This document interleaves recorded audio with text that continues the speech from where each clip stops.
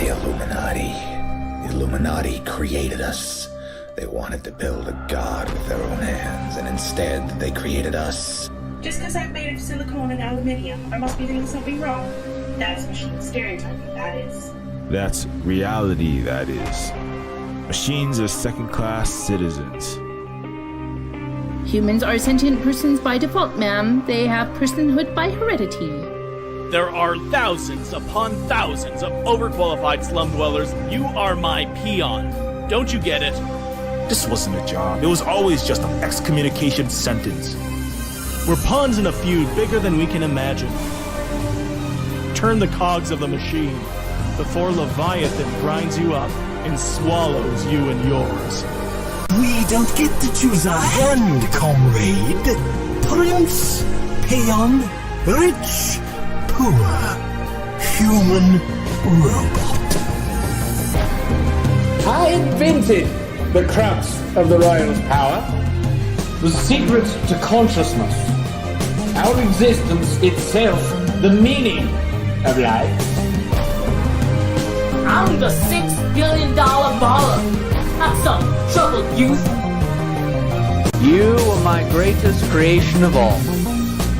I had to build my own family. I ain't your son. I ain't your son. I'm happy to smash all of the crowns and throw the gold shards down to the people. I will be the iconoclast queen. But who makes you queen anyway? You? You and whose army, princess? You and whose army?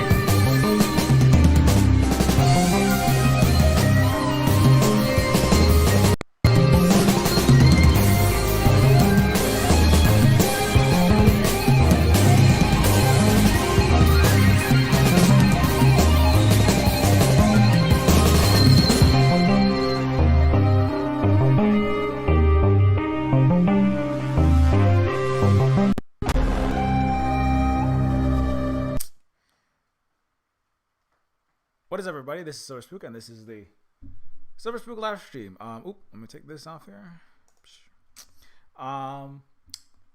What is up? Sorry, I'm a bit late. Yeah, I got had to do some business related to helping some new SilverSpook worker cooperative and SilverSpook commune members move in. So yeah, that's our big news today. Before I forget, of course, Neofeud is a game that you can pick up on Steam and itch.io. It is a game that is created basically by myself, the writing, art, music, programming, and the half of the voice acting. Writing, art, music, programming, and half the voice acting. That's right. Anyways, yeah. So if you do want to help us out, you can pick that up. You can also support us on the Patreon site. Don't forget to like the stream. Yes, open this up here. Yeah, sorry I'm a bit late, but the big news is we were helping out one of our new members of the SilverSpook Worker Cooperative of 2. Now it'll be 3. Growing all the time, you know. What is happening? Mr. Red. How's it going there? Yeah. We are going to be so we're expanding. So literally somebody just my longtime friend and also another native Hawaiian is just moved in, also known as Positive Synergy on I think Twitch. Just picked them up. And is now in one of the spaces, and so we just got in. So there's gonna be onboarding, orientation process, but then I do hope to be working. Obviously, we don't have landlords here at the SilverSpook. Anti-capitalist, anti-imperialist, anti-racist SilverSpook Worker Cooperative / commune, and so Kama's gonna be staying there and helping us from his ability, and then it will be given according to his need, because that's how ideally a society would operate. It's not how the United States or most of the Western world operates, but We'll talk about that. And so shortly it'll be not just me. Hopefully it'll be myself and Kama working on Neofeud 2, the sequel to Neofeud 1. We're gonna be. This is a process. We just got in there. COVID-19 is a thing, and flying on planes and travel is a thing that we want to take every precaution that we can. So gotta take some time, and also just to get situated. Anyways.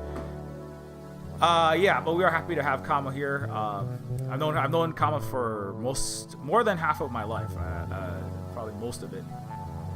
And so, as another Native Hawaiian who struggles to afford to live in a place like Oahu, which is what Neofeud is about. It's about life on specifically the island of Oahu. I don't put that and advertise that on the Steam page and itch.io because nobody would believe that. Because of the quality of the imperial propaganda and the $6 trillion worth of tourism marketing over a century to sell Waikiki vacations, Corona commercial, blue skies, beachfronts, and fake plastic versions of our culture like hula to billions of people. And because of that, I don't put that. That's what Neofeud, but that's what it is. It's my life, and to an extent, Kama's life as well. So, anyways, we are happy to support and be supported by Kama, and one of these days we'll have him on the stream, but not right now. Anyways, Mr. Red, I just got done watching Bill Maher's Chicken Shit Softball interview. Anyways, actually, give me 1 second. I'll be right back. Give me 1 second. Watch the Neofeud 2 trailer, which is again currently being worked on. I know a lot of people have seen this a lot, but watch this real quick. I'll be right back in like 30 seconds or less. Gone in 60 seconds or less. One of these is it's either a pizza commercial or it's a Nicolas Cage movie. I can't remember.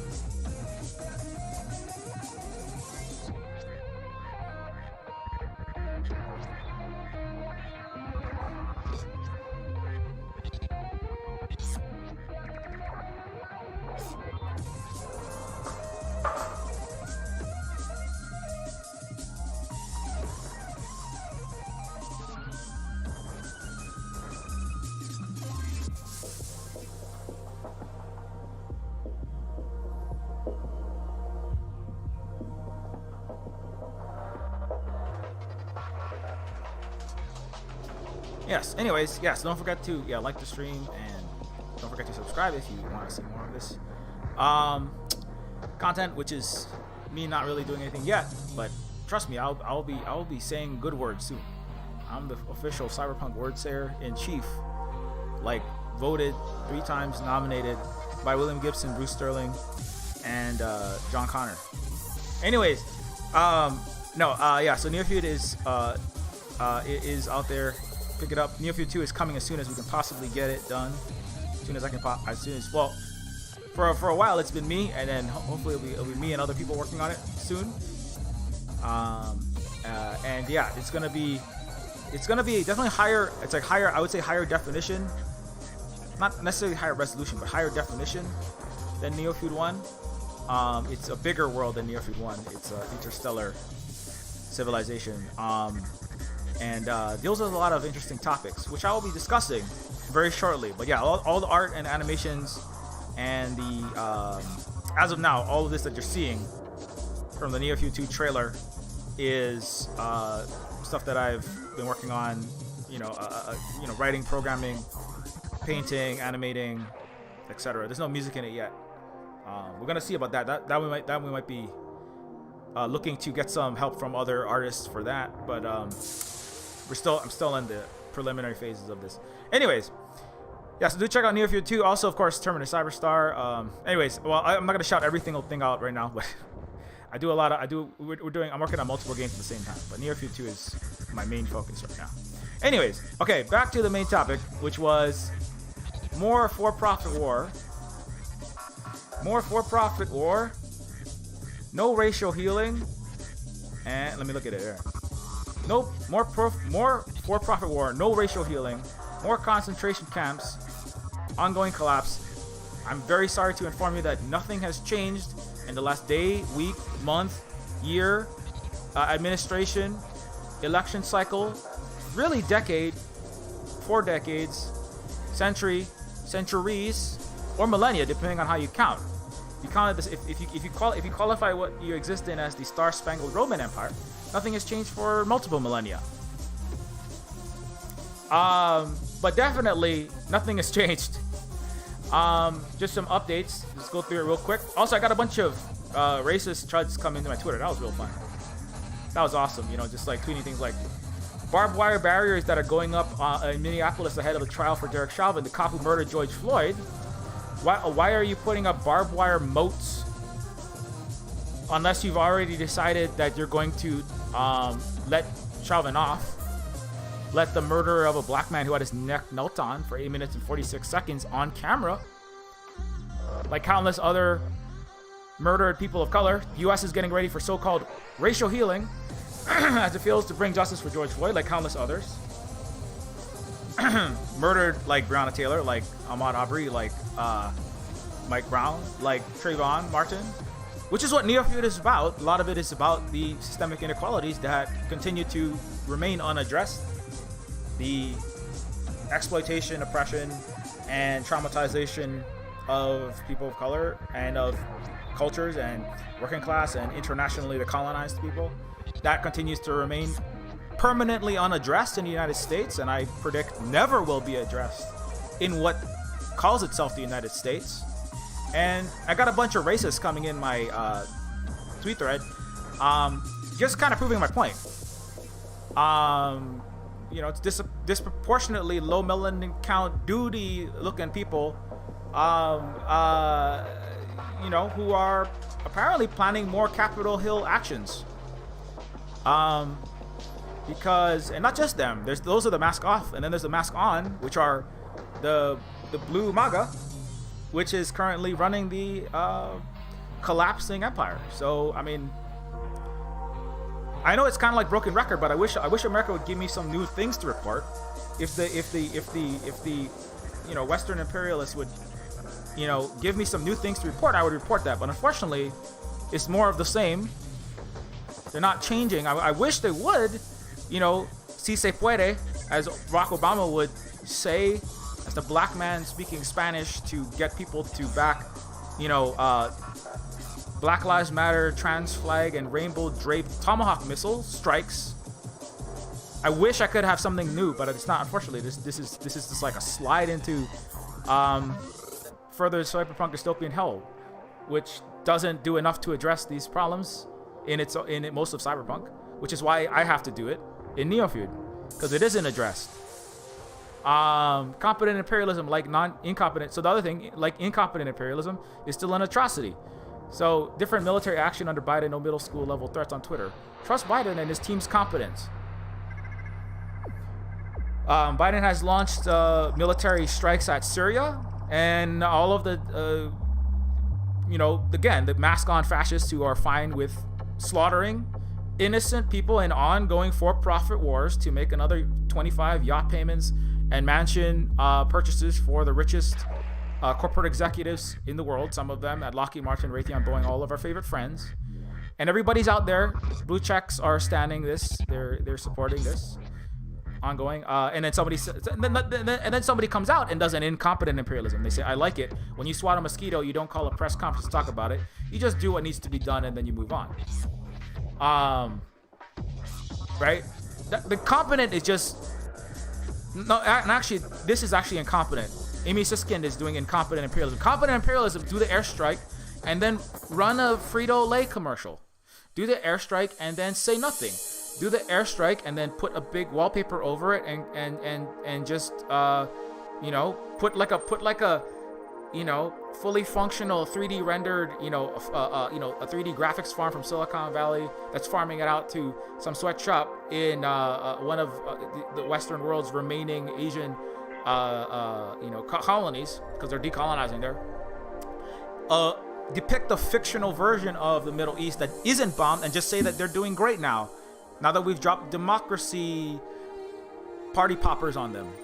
You know, but when you say military action under Biden, you're doing it in like somebody has to, like, this person needs to probably be fired from the giant bags of alphabet soup money. You know, why are you coming out and saying things like this? Just don't say anything, and then nobody would be fucking hot tweeting, and you wouldn't have, you know, all the actual journalists like, you know, Max Blumenthal and Black Agenda Report and people like, and a lot of people in the world that isn't, you know, completely bent on omnicide with nuclear hellfire and or tomahawk missiles and climate change, with the U.S. military the number one emitter in the top 100 corporations in the United States, the next 70% of the entire planet's carbon emissions, on top of the planet's exploitation, slavery, and genocide, ongoing George Floyding, kneeling on the neck of the Middle East and Africa. Why you say that? Don't say anything. Shut up. Shut up, blue check mark. Now people have something to point to, and I have something to point to. Right?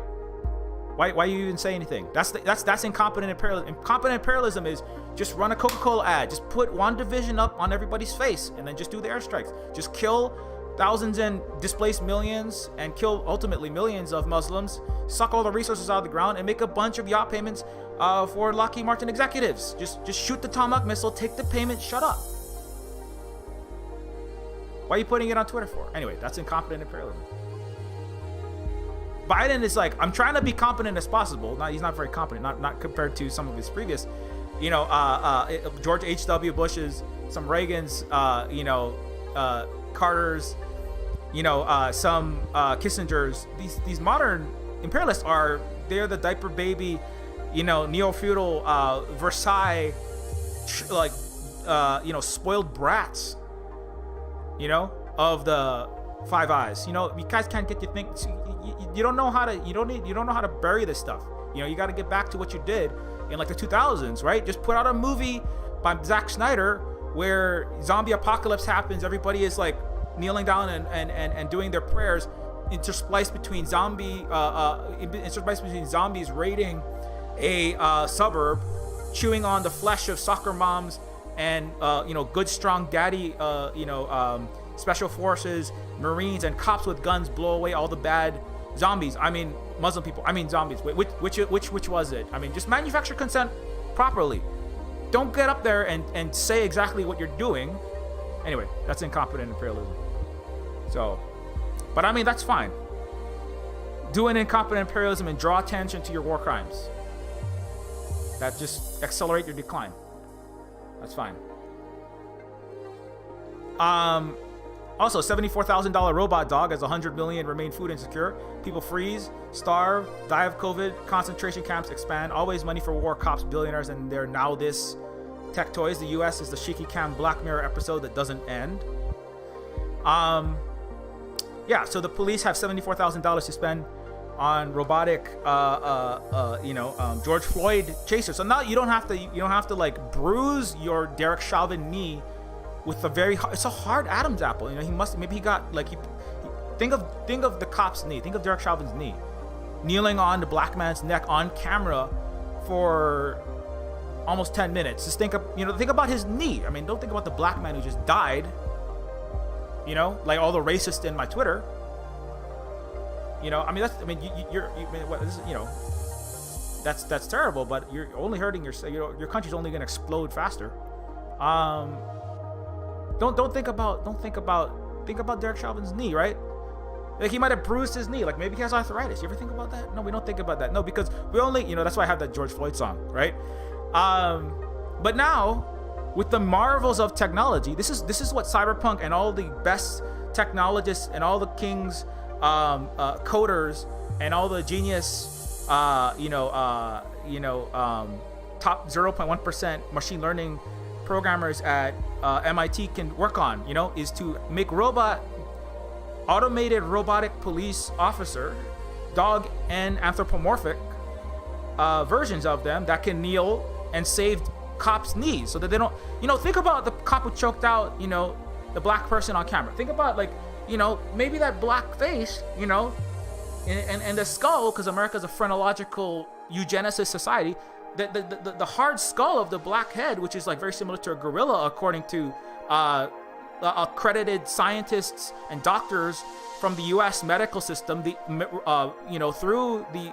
through Harvard, through Yale, through University of Michigan, through the AMA, and it's still in WebMD. Racism is still in the WebMD site. I was just looking up the other day, and it's like people of color of different cultures lie about their pain all the time. It's just like, anyway. But that skull, when the cop is choking out the black man on camera, think about the cops, the skull could bruise his bicep, right? That's why we need robot police to choke out the black people and kill them on camera. In ongoing terrorism, ongoing racism, ongoing genocide, ongoing murder of black people, brown people, caging of Hispanic people. And let's never deal with that in any of our fiction and media and just brush over it and put hashtag racial healing in a Kamala Harris face with the brunch. Let's just put the trans flag around a Tomahawk missile and then say that now we have no bigotry in America. Let's put an LGBTQ plus flag and a Black Lives Matter flag. Just wrap it around a Tomahawk missile and fire it. I saw that somewhere. Where was that? Not even joking about that one. And then let's have robotic police officers. I made an entire game up specifically about the robotic police officers. It's called Terminus Machina. Don't say I didn't tell you so. Biden tried to warn people, and Biden said vote for Trump. So that's what that's about. But yeah, it was really awesome to have a bunch of racists and just normal, average Americans saying that George Floyd deserved what he got on my Twitter. It was a great thing to wake up to today. More for-profit work, no racial healing, more concentration camps,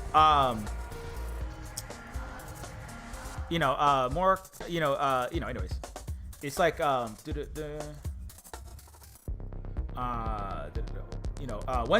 then there's like, I believe letting militants, so not everybody out there defending the ongoing, planetary actual stormtroopers. I believe that letting militants that bombed in our apartment building full of civilians run amok makes us morally reprehensible. Hypocrite. This is one of the best hot responses that I saw. When should Iran retaliate against Philadelphia Police Department for the move bombing? The logic of the liberals to support their ongoing planetary extermination of people of color and their cultures, to steal all their resources out from under them, and also benefit the death dealers, right, in the military industrial complex, is really incredible. Like, if you just think about it, right, because the Capitol Hill riots happened, America has an unjust, broken democracy, right? And so, but you don't see Iran bombing DC because it has an illegitimate democracy, because people of color and Muslims are harmed in America. The Chinese, the Africans, they don't bomb the United States and drop a bunch of bombs on all of the actual extremists, or not that there aren't extremists in other countries, but they don't come in and invade the United States and take every resource from the United States. They don't steal everything from Silicon Valley and all of Texas's oil and windmill power, right? And all the gold out of Fort Knox, because because there is violence, extremism, a lack of a democracy, and a genocide in the United States. And yes, the kids in cages are expanding under Biden. They're just rebranding them as fucking summer camps. The justification, but the liberal class is just people paid, six-figure salaries to sit around and hot tweet and stream and write articles and make movies and try to argue with people who are just asking for basic, just follow international law. Can you not start wars of aggression? Can you not break the rule? Can you not illegally invade countries and illegally occupy them for decades, which is what the United States is doing with Syria, which is what the United States is doing with Hawaii, for that matter, by the admittance of Presidents Grover Cleveland and Bill Clinton in formal written apologies. But America doesn't care about international law. America commits war crimes whenever it feels like it. It's not a crime when we do it. Remember? That was the mascot. That's why Nixon got impeached, not because he committed war crimes, spied on his own population. I mean, if that was a crime, then every president, for the last, at least several, would all be gone. It wasn't because Nixon committed crimes and spied. It was because he did it incompetently, and he got caught saying it's not a crime when we spy and we scheme against our own American citizens. America is constantly murdering its Fred Hamptons, you know. America is constantly beating and brutalizing its people of color. America is constantly spying on everybody. You know, all the private and government arms of the surveillance capitalist industry. Silicon Valley is the private arm of the intelligence complex, and they're all spying everything you do every second of the day. If they're eavesdropping, spying, and manipulating events, like everything you ever see on every social media platform, everything that you turn on, everything comes out of any channel, CNN, Fox, MSNBC, like the Wurlitzer jukebox admitted in the 60s, nonetheless, that when the you know, see something A, when the Death Star's intelligence community decides it wants a story blasted, 800 every newspaper, article, radio station, movie theater, cinema, play, and university and classroom, grade school and high school are blasting that message to the top of their lungs. You know, it's not like these people, you know, I mean, you know, it's just patently ridiculous. Anyways, I'm not kidding about that. So, and also I want to say, Biden recognizes Juan Guaido. Biden day one recognized Juan Guaido, the president of Venezuela, the VP under reporter in chief. Same I'm fired with competent imperialists with black indigenous people. Anyway, that itself is already, that was a signal on day one of Biden's presidency. I'm gonna put a person who less than 20% of the population of a country knew who that person even was, who is literally trained by the IMF and in DC, who is on the just self-declared president. It would be like if I just said I'm president of the United States and then was internationally recognized by the United States, Britain, Colombia, and a handful of other countries, and then you know, just declaring people president. It's not like, you know, that day one they were signaling. Nobody paid attention to that, because why would anybody, you know, why would they? Because everybody is brain poisoned and has a permanent diseducation system in the United States and most of the West, right? Well, they can't do basic fact checking on, for example, Adrian Zenz, a literal freaking fascist individual, deeply anti-Semitic, who believes that women are literally subservient and should not have access to any birth control, and literally says that children must have the devil beaten out of them, believes that Jews will be melted down in hell, and the entire Western world is eating up his lies about genocide in China, which has been disproven by a handful of actual journalists.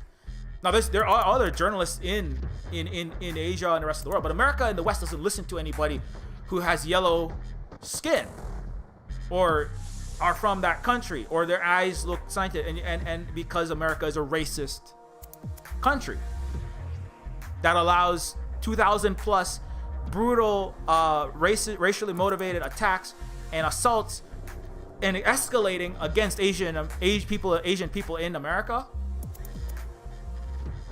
which is part of the problem. America can't listen to anybody being violated, which are mostly people of color, marginalized people.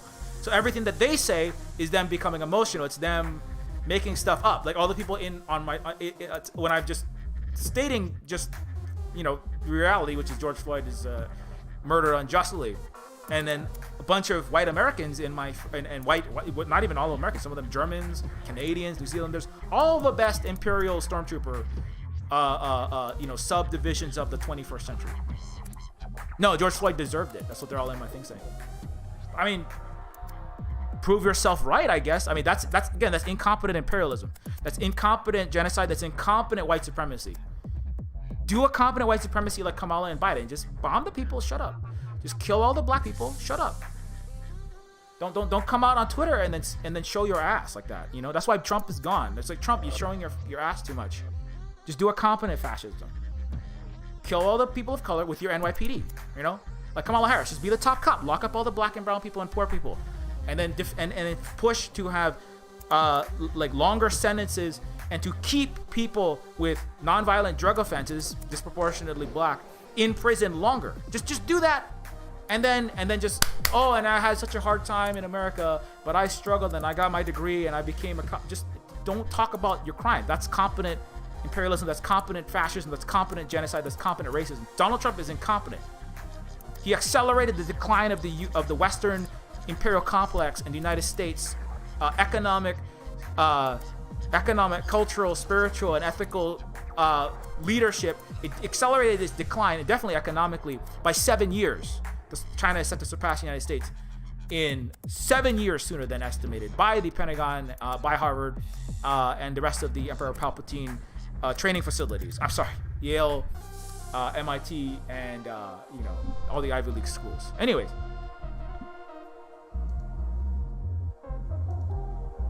and yes, they were telling you this day one. So much for racial healing. On Martin Luther King Day, nonetheless, I mean, let's go through this. Let's just go through this real fast. On Martin Luther King Day, nonetheless, there were people of color being murdered, mass imprisoned, and cops in New York City were peacefully, definitely on New York City Day. I mean, it's just an ongoing thing of people of color being murdered and mass imprisoned by cops. It's just how you get 2.5 million slaves in the neo-slavery pit called the American prison system, which has 4% of the population, 25% of the world's prison population. But we saw, but on Martin Luther King Day, nonetheless, 2 days before Biden's inauguration, they treated white supremacist insurrection with kid gloves and high fives at the Capitol. And on the same day, NYPD arrested up to 30 protesters during a peaceful march, and also beat and brutalized them. Not just arrested.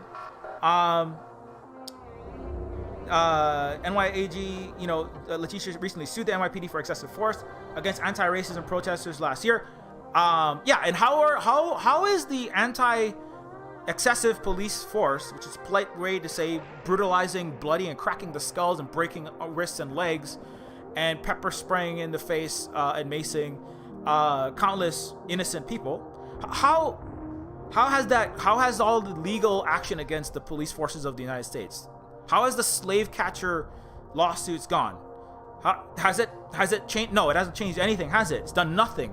How have all the de-escalation training days for the cops in LAPD and the white fragility corporate trainings, which do give somebody with a master's degree from Columbia University or a fancy book to sell in the New York Times bestseller list called How We Can Racially Heal by talking about maybe just not saying the N-word and don't touch a black woman's hair, and then hug it out and do a ayahuasca ritual, and let's all do a little chant and some other cultural appropriated yoga or something, and we'll all hug it out in our JP Morgan office, in our Amy Templeton Cooper bank office. She probably went through a right fragility training and still called the cops on a black bird watcher in New York City, and on camera. The only difference is you're on camera, right? That's incompetent imperialism. It's really like the fact that social media exists is part of it's simultaneously a weapon, but it's also like it's backfiring, But anyway, so that's what happened on Martin Luther King Day. Simultaneously, and racist NYPD officers that brutalized. Shit, where did they go? Racist NYPD officers that violently brutalized black protesters on Martin Luther King Day were also sent to assist the defending of the Capitol on Joe Biden's administration.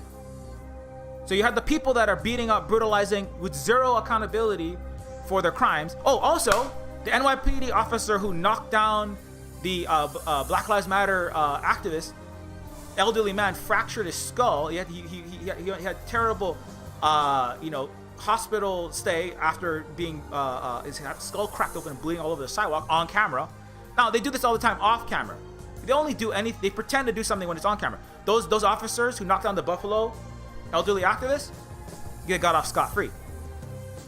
NYPD stepping up help to secure Capitol, local governments. So this is the same.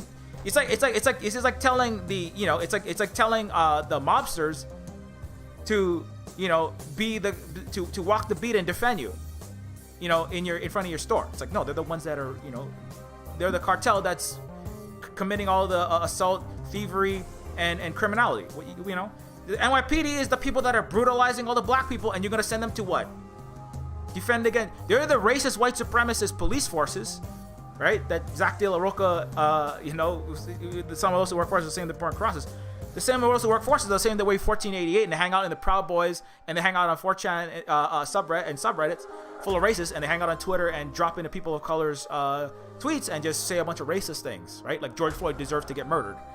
I saw like 3 different people say that in my Twitter thread. So that was like, you know, even Twitter, which is trying to do a competent imperialism, which is hiding all of its racists, doing a bad job. Like, Jack, you got to get on that, man. Don't let everybody come into like you know, a non-white person like myself's Twitter thread and just like say all kind of just like complete lies and garbage. You know, you should hide your racists better. You know, hide your racist 80 million plus people who are planning the next Capitol Hill riot because America doesn't have a democracy, and they're making a mockery. The far right's making a mockery of it because you accidentally did a little too much. You know, far right extremist funding and propagating through Facebook and Twitter and all these other sites where you push far-right groups 10 times more funding for Breitbart and positionality in the Twitter feeds and Facebook feeds for Donald Trump, for Breitbart, for Fox News. You know, you gotta do more competent imperialism and racism and fascism. Jack, Mark, come on, get it together.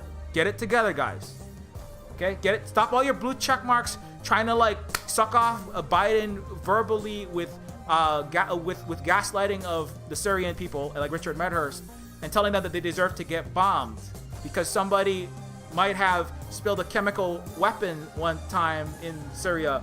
Oh, was that a 55-gallon drum full of chlorine pool chemicals dropped out of a CIA plane and then given to a handful of people with a bag of money and say, here, dump this on the side, squish up some Maui onions and rub them in your eye. You got artisanal Maui onion.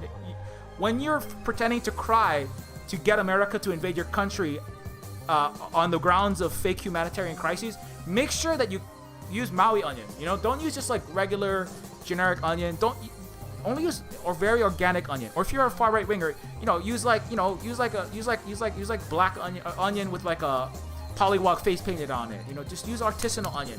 Buy American. You know, make Americans onion false flag war propaganda great again, you know, and then cry with, you know, that's what the Capitol Hill rioter woman who, oh my God, they tear gassed me, oh my God, who was literally caught crushing onions and shoving them in her eyes to pretend like she was being, to make it seem like the police fascists and the plainclothes fascists of the United States aren't on the same side. She was like literally putting shit in her eye. Oh my God, I'm so hurt by this.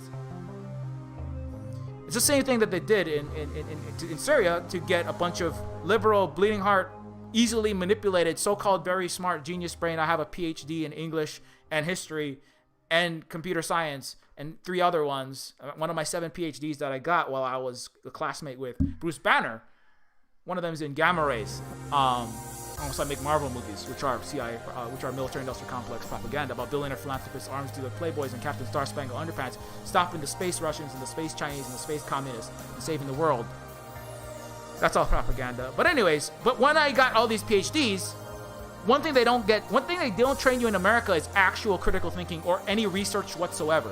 What they train you in America is how to like say big words and seem smart while literally being an idiot who can't look up a literal fucking neo-Nazi like Adrian Zenz, which only, you know, that's not that hard, right?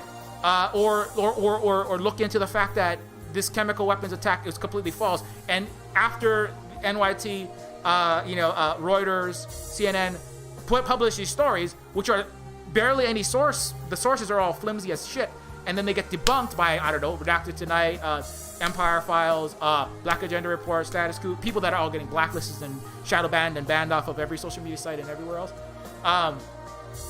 When the handful of actual critical thinkers that exist in the United States do some actual research, some actual fact checking, some actual journalism. There's no journalism in the United States. There's no, you know, it's like when they do it, America, they still insist. All they do is they just call you a genocide denier.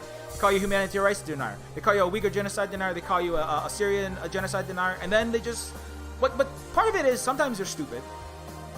People with degrees from NYU, 6-8-year degrees from NYU, from Harvard, from Princeton, from Yale, with 7-figure jobs, anchoring for MSNBC, with beautiful, eloquent words that are full of garbage, that get debunked again, whether that's the Russiagate that's been also debunked by the Gray Zone, that was propagated by left, right, and center in the United States, but it's particularly the left, which is, I mean, MSNBC and the CNN, half of that spectrum, for years and years and years. But again, with very poetic, hot burns, sick burns, and like, Rachel Maddow is good at putting words together, just like, my dad, William Gibson, a liberal, is very good at like making nice sentences. But they're not good at basic fact-checking, basic research, they're just good at like making people who have, this is the key. How can you have a country that needs many people with 4-year and 6-year degrees to do engineering and marketing and coding, but also keep them extremely stupid and pliable? They're smart in just the areas. If you're a Boeing aircraft engineer, turbine fixer, right? Artificial intelligence adversarial network programmer for Boeing 737 Supermax. You have to have it takes a lot of training to be able to maintain that aircraft, but they don't want you to know what a union is. Any history, actual history, not like Thomas Jefferson was a Superman who invented freedom and democracy, and America was a great. No, America doesn't have history classes. America has brain poison classes or economics, and they definitely don't need you to be able to research and critically think about, I don't know, going into another 75 wars. So history, economics, and actual critical thinking and actual fact-checking. That's what they can't allow you to actually do any of that. So they distrain you in journalism. Journalism is just listen to what the cop said or the world cop said. The cop, when the policeman says, "Oh, George Floyd had a gun and also he was wearing a hoodie," that means you're a criminal. Don't you know? Didn't you watch Cops and every American television show from NYPD Blue to Brooklyn Nine-Nine? Oh, we have a diverse array of police: Jewish, women, people of color, black, gay police. We have all the police, and they're all solving crimes all day long, as opposed to solving less than one felony per year and committing more crimes than they solve, and committing 2/5 of New York City itself being sexually assaulted and or raped by a police officer. So let's never do any fact checking. Let's just like listen to the cops, what they said, and then put that in the paper. That's the only that's that's competent fascism, that's competent racism, that's competent genocide, that's competent capitalism, that's competent imperialism, racialized capitalism. Listen to the cop, put it in the paper, right? Incompetent imperialism is, oh no, now black people can take pictures of the cop that's killing them, kneeling on their neck for 8 minutes and 46 seconds, choking them out on camera for no reason other than terrorization and crushing people of color to continue to extract maximum labor of them in their prisons, in the streets, in the essential services like mechanical separation of chicken, like McDonald's, restaurant staff, like cleaning toilets, like international imperialism. So you have the cops. Let's leave the cop story, and then you have the world cop story. That's anything that comes out of any of the Five Eyes industry. Let's just whatever they said, whatever Reuters said, which has been proven by Redacted Night to be deeply embedded with the intelligence community, and not an independent journalism organization. And so BBC, same thing, tarring their entire reputation.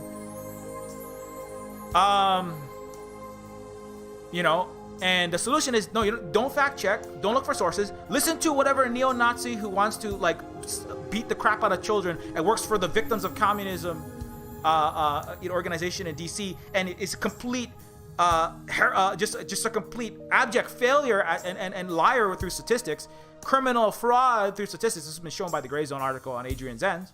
Just listen to whatever he says and then throw it in your fucking BBC report, Reuters report, Fox, MSNBC, CNN, Twitter blue check mark report, everything.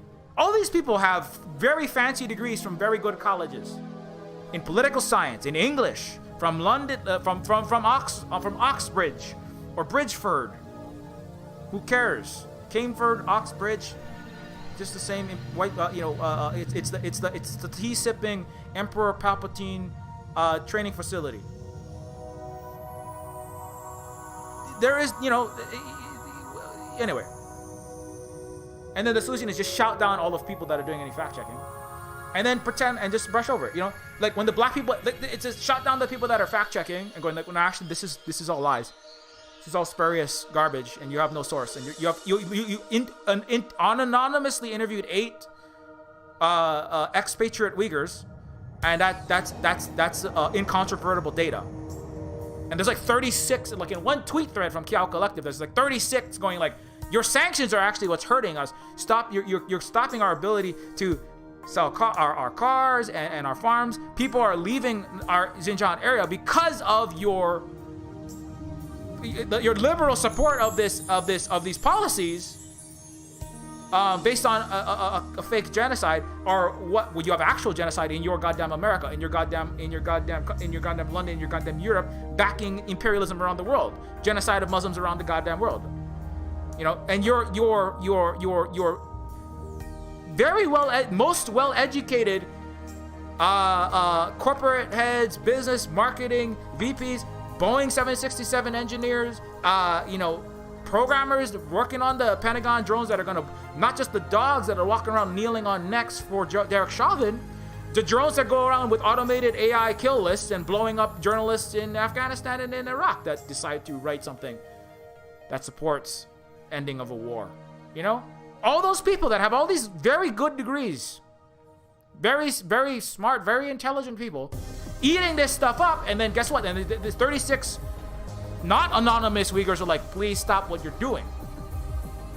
This is actually really hurting us now. It was every day as an Asian, I wake up in China. So they say, when you wake up in China, oh my God, what is the West saying about us now? Like Luna Oil, oh my God, what are these Western idiots repeating? These Western, like, brainless puppets repeating their goddamn imperial intelligence communities, Wall Street, DC intelligence communities, fucking lies. What bullshit are they saying now? But like, this one is like actually hurting them. So that, you know, that's why I think China's taking a harder stance. It's like, no, you're not going to get away with this anymore, because you're actually hurting by the sanctions backed on this anti-China rhetoric and are actually hurting those our people now. So now that you're not just lying about us, because we're going to grow whether you lie about us or not, but now that you're actually hurting us, you're hurting our people, you're gonna get it now. And I talked about that on the last stream, but it's like, oh, please China, keep giving 98% of our antibiotics, 60% of all of our medical goods, and all of our semiconductors, without which $60 billion worth of GM trucks, Ford cars, and other vehicles, and most modern devices cannot be manufactured in the United States. Please don't destroy us economically and turn us into a little fucking literal Gucci belt around a landfill that has a star-spangled burning flag. Please don't turn us into a giant landfill, China. We're just a little puppet. We're just a little nothing. We have nothing going on. We're just losers. Please, we'll stop lying about your people and causing actual genocide. Oh, maybe we'll keep doing the genocide. But we'll stop lying about your people. We're going to keep genociding the Hispanic people and chopping out their uteruses like in Irving County in Georgia. But please, we're going to keep... And trying to, like... It would be great if you could stop doing the genocides, though. Can you stop doing actual genocides, though, and then lying about other people's genocides? Right? Can you stop doing that? Can you stop following Goebbels' suggestion, you know, America? Well, Goebbels just took America's lead and, you know, just commit genocide and then lie about it, right? And accuse everyone else of what they do, right? Like against Native Americans, indigenous peoples, and then enslave everyone, and then accuse everyone else of doing the genocide, right? Accuse Germany of doing it. Germany did do it. But then, you know, when it became a problem for you, not like you made billions and billions of dollars for Ford selling the swastika painted guns, tanks, bullets, and planes to the Nazi military, and then Ford sued the American government and won for bombing his factories to make to make the Nazi products that were fighting American soldiers anyway.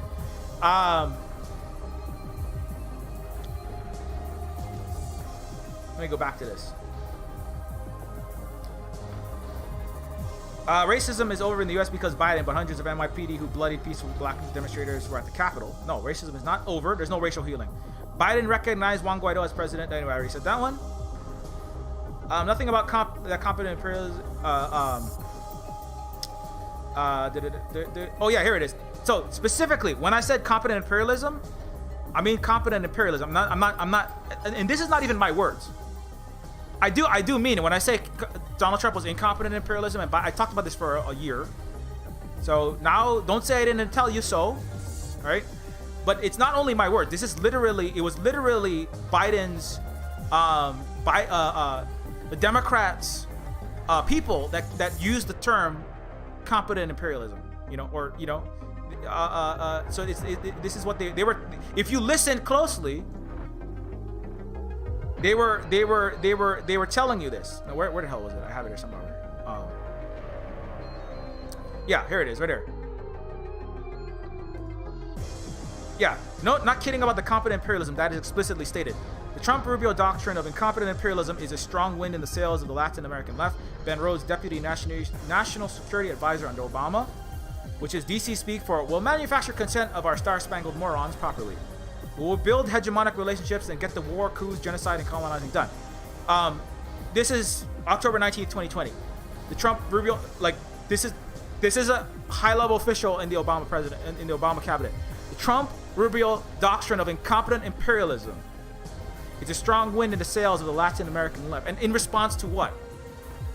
In response to an indigenous movement and mass worker union-based actual movement. America has what?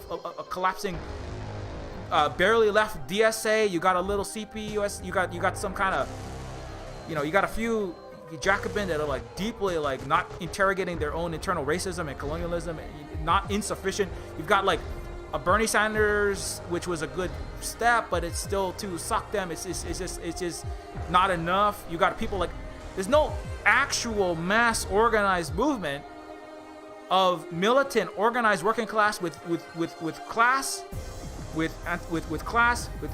an anti-imperialist consciousness, which is what they have in Bolivia with the MAS party, right? And this is Obama going, when we, the Biden administration, when the Democrats come to power, we will resume successful overthrow, slaughter, because that's what happened in Bolivia. Was dozens of fascist coup backed by the United States to undo the millions of people who were brought out of extreme poverty, people who millions who got educations for the first time, all the way up to 4-year degrees, access to healthcare, all the things that Americans are going, oh, we want healthcare, we want housing, we want all these things, but you don't have the consciousness, you don't have the organization, you don't have the will, ultimately, part of it, and the understanding and the education. It's not all Americans' fault, but I mean, you got to get it sooner or later. They don't have the undoing of their own brain poison and their own internal racism and their own internalized white supremacy and their own internalized neoliberalism to get anywhere close to what Bolivia got to, or what Vietnam got to, or Cuba got to, a lot of other places that have, actual societies, actual healthcare, housing, decent food, safe housing, quality housing for all, Medicare, actual Medicare for all, not all the white middle class, actual and actual anti-imperialist policies. Again, Europe outsources all of its slavery and all its servants to Africa and the rest of the world. If Europe was mutually trading and doing equal trade with Germany, with Bolivia as an example, Germany to Bolivia was 97% of the wealth produced by lithium mining operations and refinery operations were going straight to Germany, leaving 3% starvation wages for the Bolivians. That's part of why Evo Morales and the MAS party, the Movement Towards Socialism party in Bolivia, got to power, and that was their whole purpose, was to undo not just American, European colonialism. And the thing is, America looking at Sweden, looking at Norway, looking at Denmark, well, yes, internally they have very fair policies. Externally, they still are with the World Bank, they're with the WTO, with IMF, they're with which are neo-colonial entities, which are about outsourcing your slave plantation to the rest of a global South country, a non-white country, Africa, Latin America, etc., etc. And they haven't made good on that. They're still not even close to addressing that. The EU itself is also in a deep bind because of all of this host of failures. Anyways, but this is an important fact. So when I say competent imperialism, Biden was telling you this. He wasn't telling you this. He was trying hard not to tell you this. When Ben Rhodes, this is a tweet. Ben Rhodes is like, I want a job working for Palpatine, right? That's like, hey, I want a job. He's talking to, hey, Raytheon, hey, Exxon, hey, international corporation with a headquarters in Toronto Stock Exchange, which is where 50% of all mining and resource extraction companies have their stock tickers floating around, right? Hey, I want a job with you. Hey, put us in power. Put us in power. Elon Musk, put us in power, and we will go and do what your relatives in South Africa. Elon Musk is the descendant of emerald mining apartheid beneficiaries, which is black people working for starvation wages getting shot in the face by not a pepper ball, not by a rubber bullet, not by tear gas, by full metal jacket rounds, and murdered for asking for higher raises. You know, Elon Musk is like wants to start a Musk emerald mine in Bolivia, but they're gonna mine white precious resources instead of green precious resources. It's called the white gold that's called lithium. And Elon Musk coup, and Elon Musk also obviously came out and said, we will coup whoever we want, deal with it, to literal Bolivians. That again, Elon Musk, that was incompetent imperialism, that was incompetent fascism, that was incompetent neoliberalism. You should have just shut the fuck up. But Elon Musk, there's a problem. Problem with like these get-togethers with the CEO of Disney, the CEO of Disney, Dwayne Johnson, and the prince, Saudi prince, taking pictures together, and Elon Musk hanging out with Joe Rogan, and they're going to these fancy parties. You're doing a lot of coke off of Gina Carano's face, because everybody's like out of their mind on 25 different substances. You're just you're like throwing darts at the child that you're actually doing a genocide against, that you are using as and abusing as a personal servant, because there are no punishments for crimes and war crimes and crimes against humanity in the United States, and for people in power and people have money. And so when you're going to these fancy blow parties with hookers and blow in a seastead in the middle of the ocean, or in Nancy Pelosi's 300-story penthouse, or wherever you're having your fancy ass party, the problem is you get a little too drunk. You're drinking like Virgin's Blood Pinot, from the Romani Conti region. It's like $3,000 a bottle for that. Put a little Virgin's blood in there. Peter Thiel, he has to have a little Virgin's blood. He literally has blood transfusions from teenagers in order to increase his longevity, because some science has shown that being a literal vampire, literally removing your blood and inserting blood of young children is what he does in order to increase his longevity, so that he can be immortal, to decrease the time in which literal telomere reset and nanotechnological cancer, like little Galaga shooting, like nanoscale Galaga spaceships shooting all your cancer cells. Until that is a reality and you can like live forever, right? Like some cyberpunk, altered carbon dystopia, but reality. He's literally taking blood transfusions. So when they're having blood transfusions, doing all this coke, drinking too much expensive Bacardi, you drink it, like hanging out with like actors. You've got hey, Anthony Mackie, what's the next movie where you're gonna play the good CIA agent or the U.S. military? Okay, well, let's say, we're gonna have like, and then you're like, oh yeah, I loved you, I love it, Chris Pratt. What are you gonna do next to, Chris Evans? Oh, I ain't gonna act in no more movies. I'm done. I'm not gonna play Captain Star Spangled Underpants and do propaganda to make America look like it's saving anyone, as opposed to murdering the planet, all its people, and the entire capacity for it to support life. And then, but when they're having these fancy parties, they sometimes accidentally turn on their phone. So this is the Achilles heel. This was the vulnerability for all the hackers out there that are like working on pulling the lithium batteries with a secret escape hatch underneath the dog cop robots. That's a pro tip that somebody on a decentralized Mastodon has posted somewhere. Never do anything illegal though. That would be illegal to tamper with police property. That would be illegal. But the people that are doing illegal things, not violating terms of service of YouTube. Pro tip, the biggest hack is giving a phone to Elon Musk so that he can do incompetent imperialism, like say, we will coup whoever we want, deal with it. When they say we will coup whoever we want, they say stuff like this. This is a liability, This is a liability. When Elon Musk, when somebody says, what wasn't the best interest of the people? The U.S. government organizing a coup against Evo Morales in Bolivia so you could obtain the lithium there, right? And Elon could have just, again, competent imperialism is do what George H.W. Bush, George W. Bush I think IQ is eugenicist bullshit, but he's not the smartest guy. Okay, he crashed like 7 different. George Bush never met a company that he couldn't nosedive into the ground, be it like a mining company, a oil company, and then Daddy came and saved him down when he was done praying to Jesus to get him out of his whiskey bottle. Like, please, Jesus, pull me out my whiskey bottle. Daddy's like, okay, Georgie, now you're gonna be president. This is not an oil company. This is not your little Kentucky Fried Jesus Chicken Company. Okay, Georgie. Okay, Junior. All right. And George H.W. is like, oh my God, like that Dana Carvey skit with him and Will Ferrell. Okay, son, are you listening, son? Are you listening? Never open your mouth.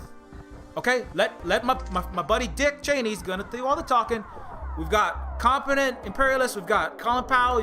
They're gonna take a bunch of yellow cake. Okay, they're gonna lie all these idiot Americans and Europeans and settler colonial peoples into another war. Okay, we're gonna pull out a bunch of freeze-dried piss that we found, in one of our Skull and Bones frat parties. Okay, this is the residue. It's a saintly relic from the time. I urinated all over Ronald Reagan's sister.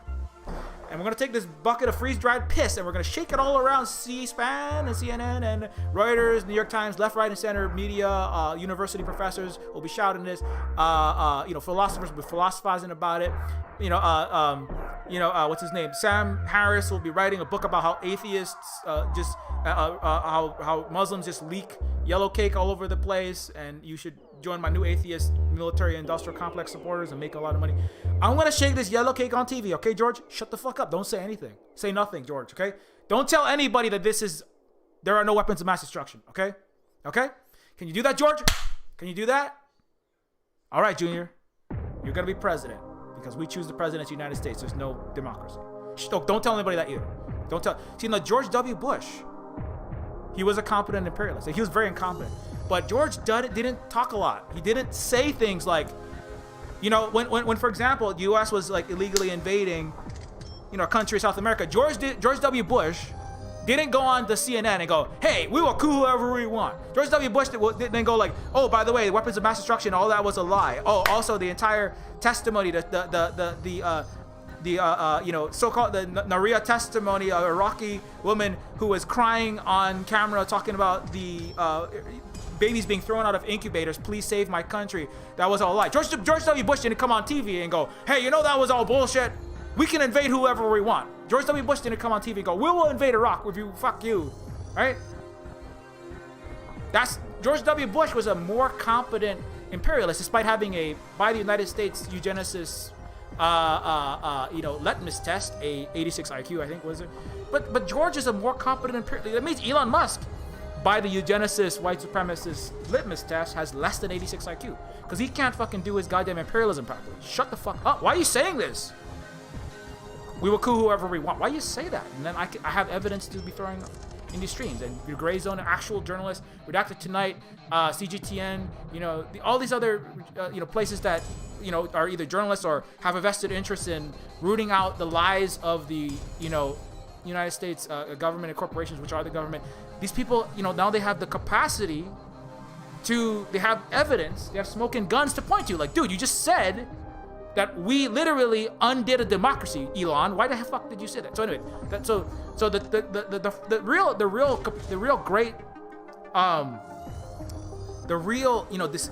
there's all these things like in Singularity University and the Transhumanist and all of the liberation, all the EFF, Electric Frontier Foundation, like the computer is going to liberate us all in the free international superhighway, the information superhighway, and it's going to be Google's premise was like Larry and Sergey of these Ivy League schools. We're going to build the Library of Alexandria that will be accessible to everyone in the world. Like the poorest child, like with 1 hour of electricity in Africa, because my mommy and daddy and all of their empire put them there. But all the poorest child in an African country starving, with taking 50 cents from every Starbucks coffee and donating it to them. Now they'll be able to access the best Harvard education and the Library of Congress. So that was Google's whole thing. It was like open knowledge. They wanted. It was a laudable goal to give access to every book on the planet with Project Gutenberg kind of thing, right? To everyone on the planet, to equalize information, right? The ostensibly about equalizing information, but giving everyone equal education, right? And a lot of good things have come with it. But the best thing that like a lot of the tech companies have done is given the richest, most powerful diaper babies that run everything in the West. It's a mediocre diaper baby intelligence community, corporate heads, and billionaire descendants and billionaire families and neo-feudal ass clowns, is giving them the capacity to self-own and then spout all this garbage and then get hot take by competent journalists and competent just human beings that can actually that say true things, you know? Because you can give a CEO, a Fortune 500 executive, the richest man on earth, or you know, you can give a president, or you know, one of these people, or a Obama administration, former Obama administration official, a capacity to get drunk or just be an idiot, because they are, and just say some stupid shit on social media, and then have all these smoking guns everywhere. Because before, George, again, that's why did the Iraq War go through so easily with so little pushback? Why did the police murder so many people, black people, in the 90s and the noughties, and then it just went away, right? And then now you got 31 million people, the biggest uprising in the history of the United States. Bigger than anything in the civil rights movement, anything in its history. 31 million people out for Black Lives Matter in 2020. Burning America, like shut down nearly shut down, on fire, cities blockaded, capitals blockaded, you know, just like in a massive countrywide rioting, and demonstration and protesting, and rioting is the voice of the unheard, etc. Legitimately, why in 2020, right? Why not in 1990? Why not in 2000 and 2010? It's not like the cops weren't murdering people that whole time. No, the only difference is people can, like, now they can share, well, this is what happened to me.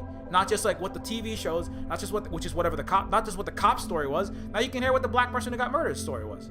It was, you know, on my fucking neck for 8 minutes and 46 seconds, and then I died. Being murdered by the people who are ostensibly supposed to be enforcing laws in the United States. And not only that, and then I kept my $1 million pension, and then justice wasn't done. After clear evidence, America doesn't have any rule of law.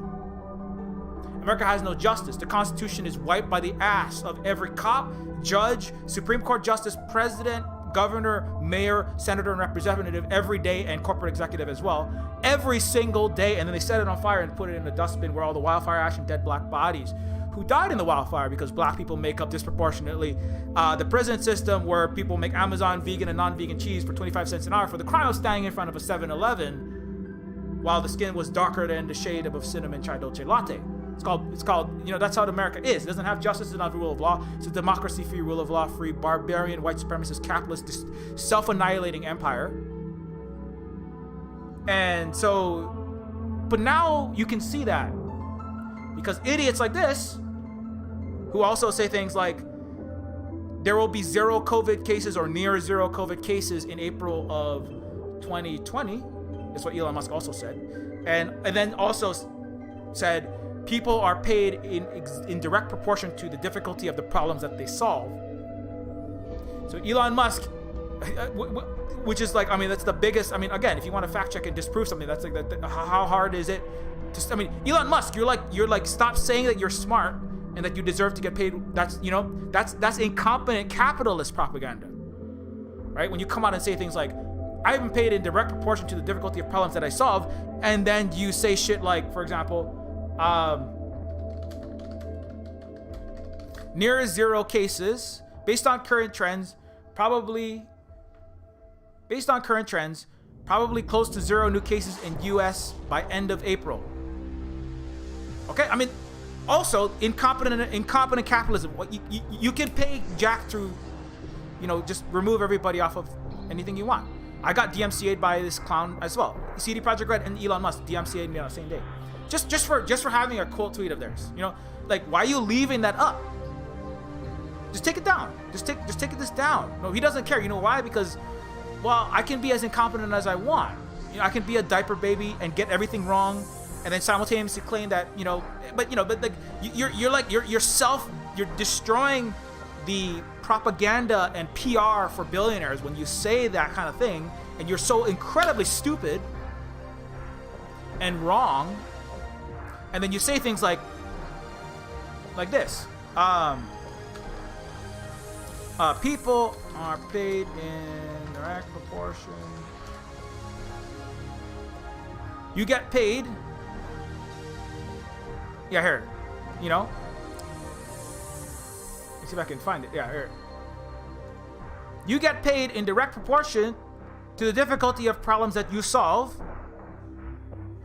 And then you say shit like this. Like, and then also, Elon Musk offered 2 sleep apnea machines.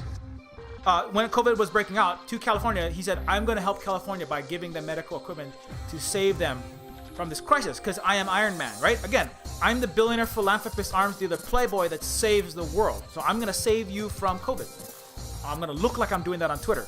So he tweets and he says, I am now donating ventilators to save California. They weren't ventilators, they were sleep apnea machines, and there was only 2 of them. Again, so either A, so not only did you not solve the problem, you literally gave a completely useless tool that also I think were broken.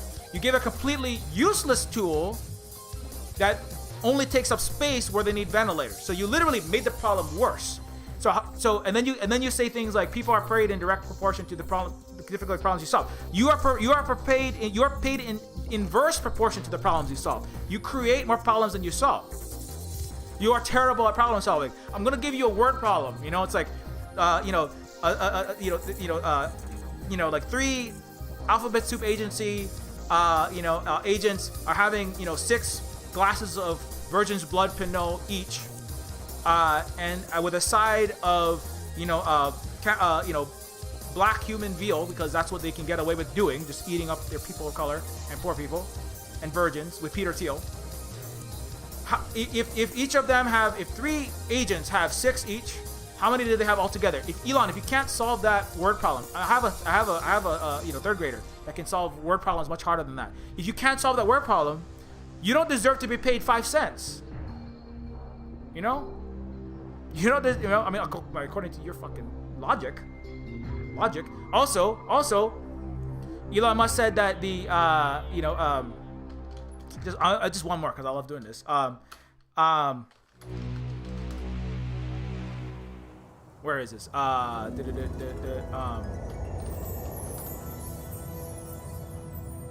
Wait, where is it?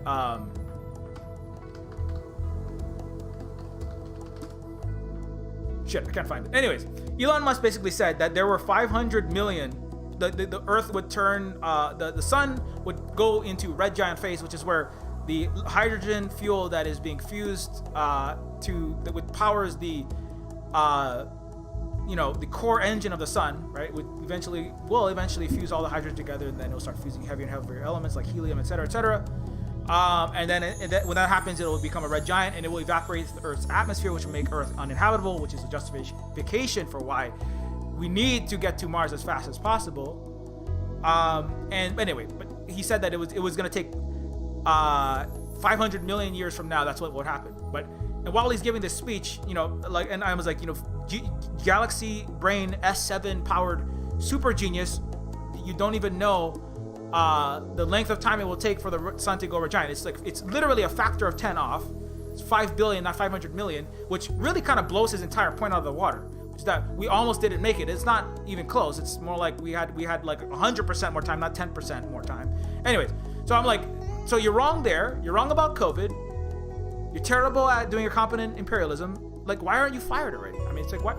The reason why he's not fired is because America is just in free fall and the West is in free fall. And its capitalist imperialist hellscape is in free fall, and they're just like, well, we can't replace our clowns fast enough. They don't even have the capacity to deal with COVID-19, let alone get their idiot clowns replaced that are supposed to be competently managing their mega corporations and their military and their intelligence operations. You're getting your Venezuelan socialist fishermen are catching your Liam Neeson, ultra smart specialist, American James Bonds, or I guess that's Mission Impossible, super good agents, all your Jack Ryans getting fished out of the water by the Venezuelan Socialist Fishermen's Association. And you've got this idiot who doesn't even know his basic.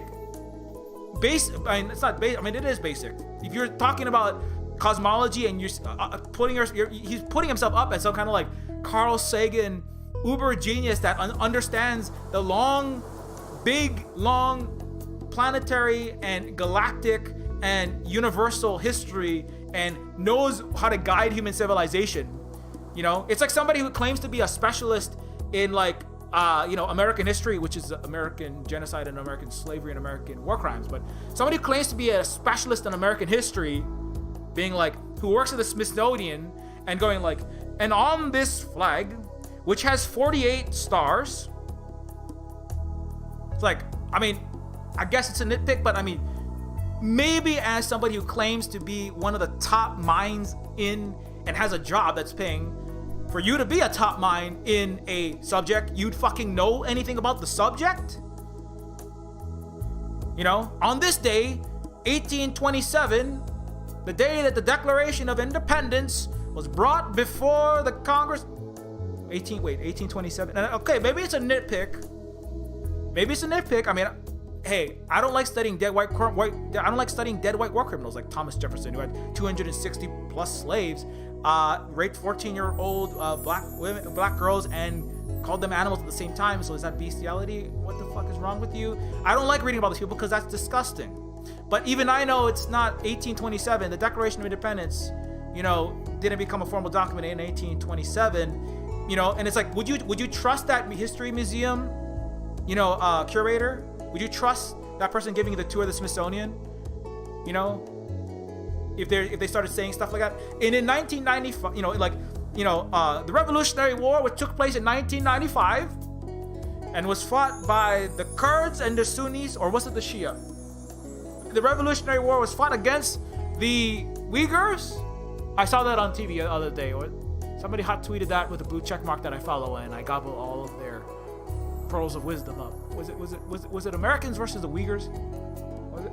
And then when in 1927, when the Americans fought the Uyghurs against Stalin, Karl Marx, and killed 100 trillion people through starvation and inefficient business and economic systems,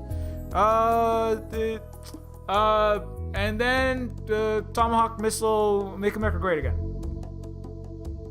Would you stay on that tour? That's Elon Musk.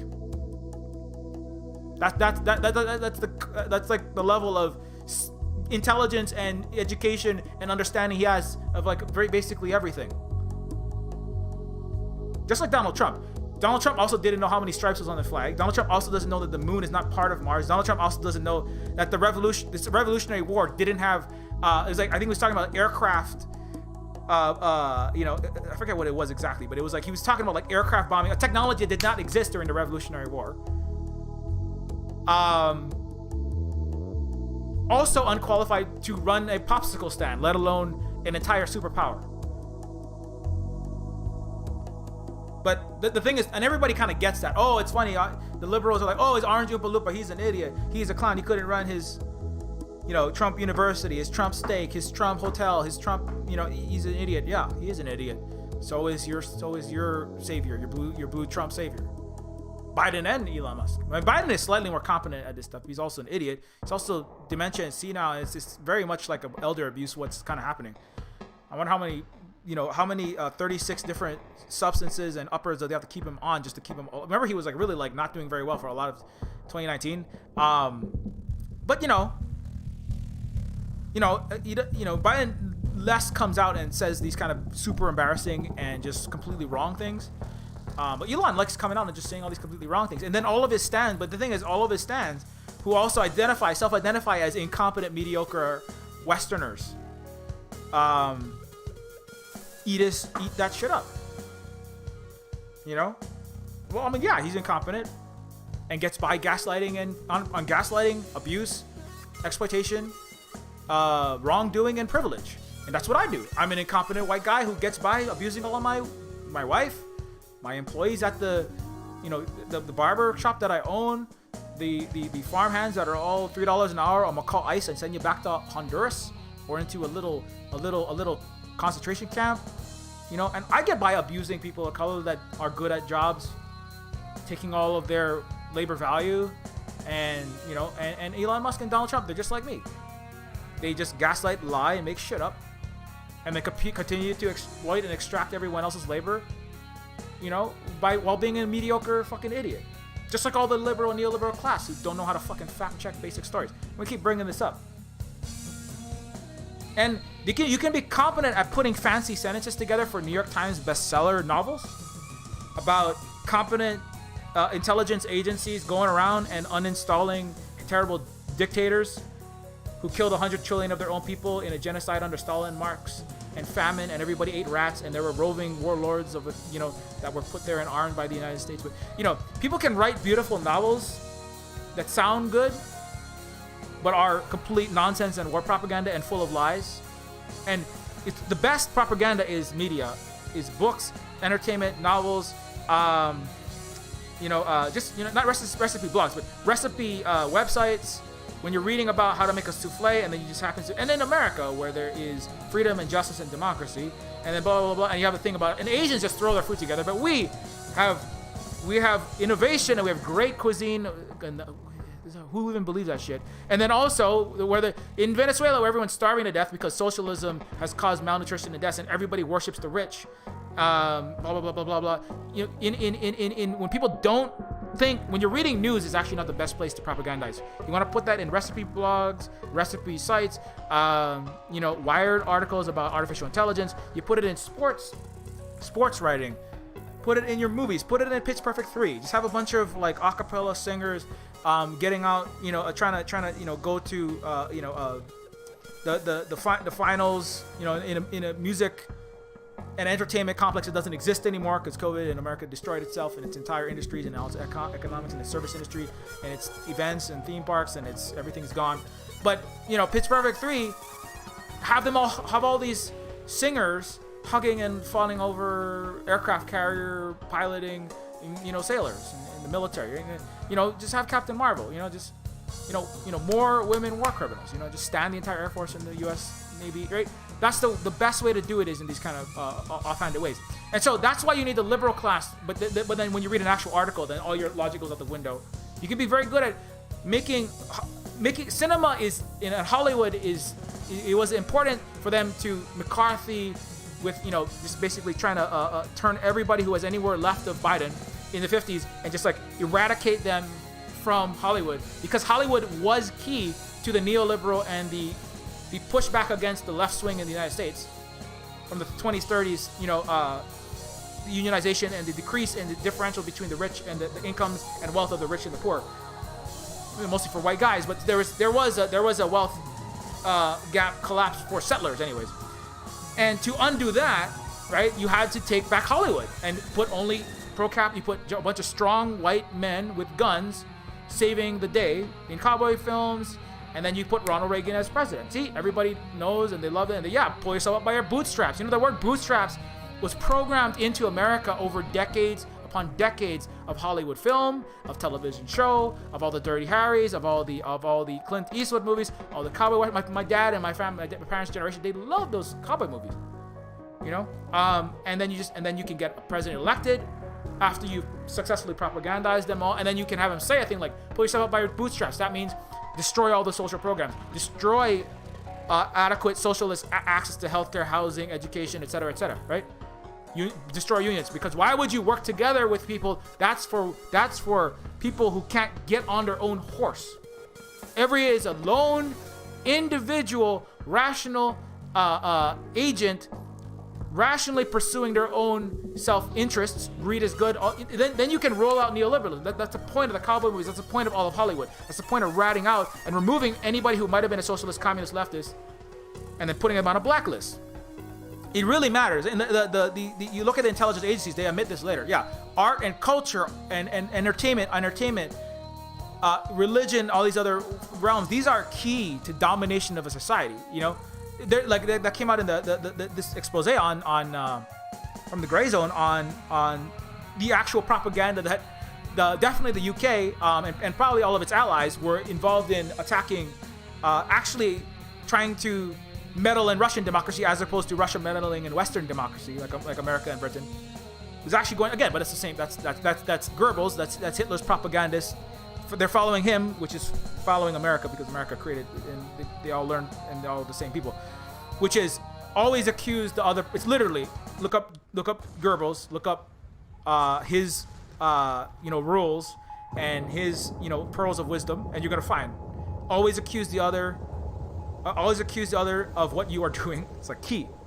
So that's what they did. So Britain accused Russia of what they were doing, and it's come out that, and part of it's not just, oh, we're gonna put some fake news, we're gonna put some news we're gonna train journalists in Russia, we're gonna put some news out there. No, it was like, we need to make comedies, like comedy shows, like Adam Sandler movies in Russia that are pro NATO, that are pro Western Empire, right? That are pro Britain and Europe and EU and all this kind of thing. We need to put out comedies. We need to put out soap operas. We need to put out comedies, soap operas, plays,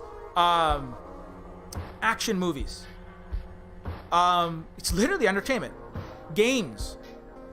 Like, the Russians, they really like this Metro. They love this, stalker type games. These like kind of survival games. We need to make one of those, but like but turns them against their own leadership and against their own people, and says and pits the good guys as America and Britain in this video game, a post-apocalyptic Mad Max Fallout style video game that again in the narrative paints the West, the good person that's coming to save the people dying in a Fallout radioactive wasteland, chopping off bits of their Soviet tractors to make bits to put on their gun. And we need to make we need post-apocalyptic video games that are very fun, very entertaining, and that's fine because people want to be entertained. People don't want, after they're working on a hard-ass day, they come home and they don't want to read a paper about why I love Britain and America now.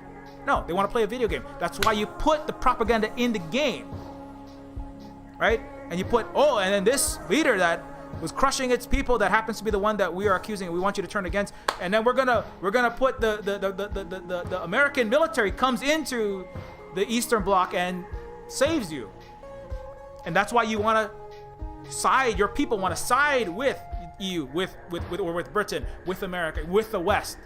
Want to pull you away. You want to turn you against your own country, right? So you put it into video games, you put it into comedies, you put it into plays, you put it in just like that. You put it in talk show host personalities, and then also journalists.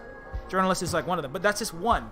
Just like anyway, this is a Grey Zone article, but recently it was a British, and Reuters was involved in this. The BBC was involved in this. They were kind of shown to basically completely not be. If you ever thought they were independent journalism, with the highest of journalistic integrity, pursuing the truth above all else, rooting out corruption. What? Now, if you're Luna, if you're a Vietnamese person, if you're a Chinese person, if you're an actual left, actually educated, actually conscious person, you would know that they were not neutral. None of these were. That's what I've been saying for a long ass time.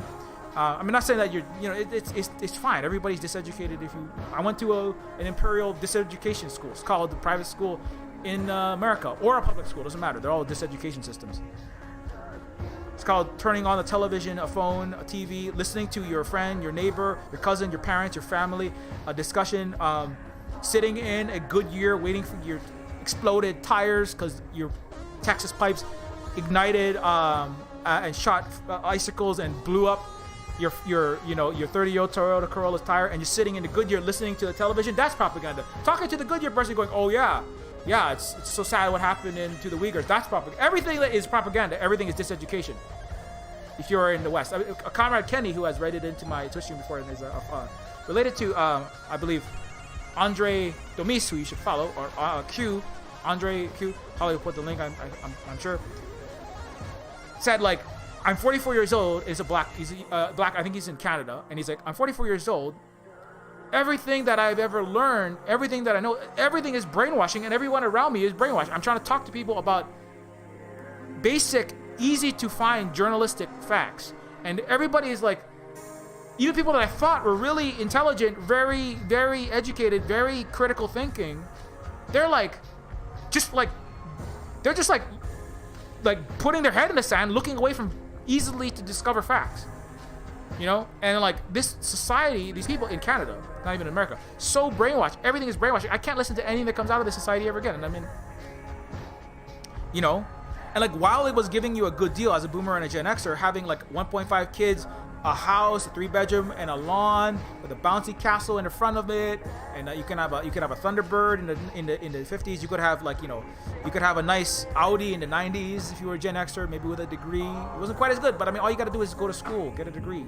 most degrees, and and then do the bidding of your neoliberal corporate overlords, and just like be a marketing manager for Coca-Cola, or just gaslight people and make up lies to start wars at a news agency or any intelligence agency, right? You could have had a good life in the 50s, 60s, 70s, 80s, 90s as a Gen X or a boomer white person, white man in the 50s, 60s, 70s, and then a white person 80s, 90s. You lean in a little bit, right? But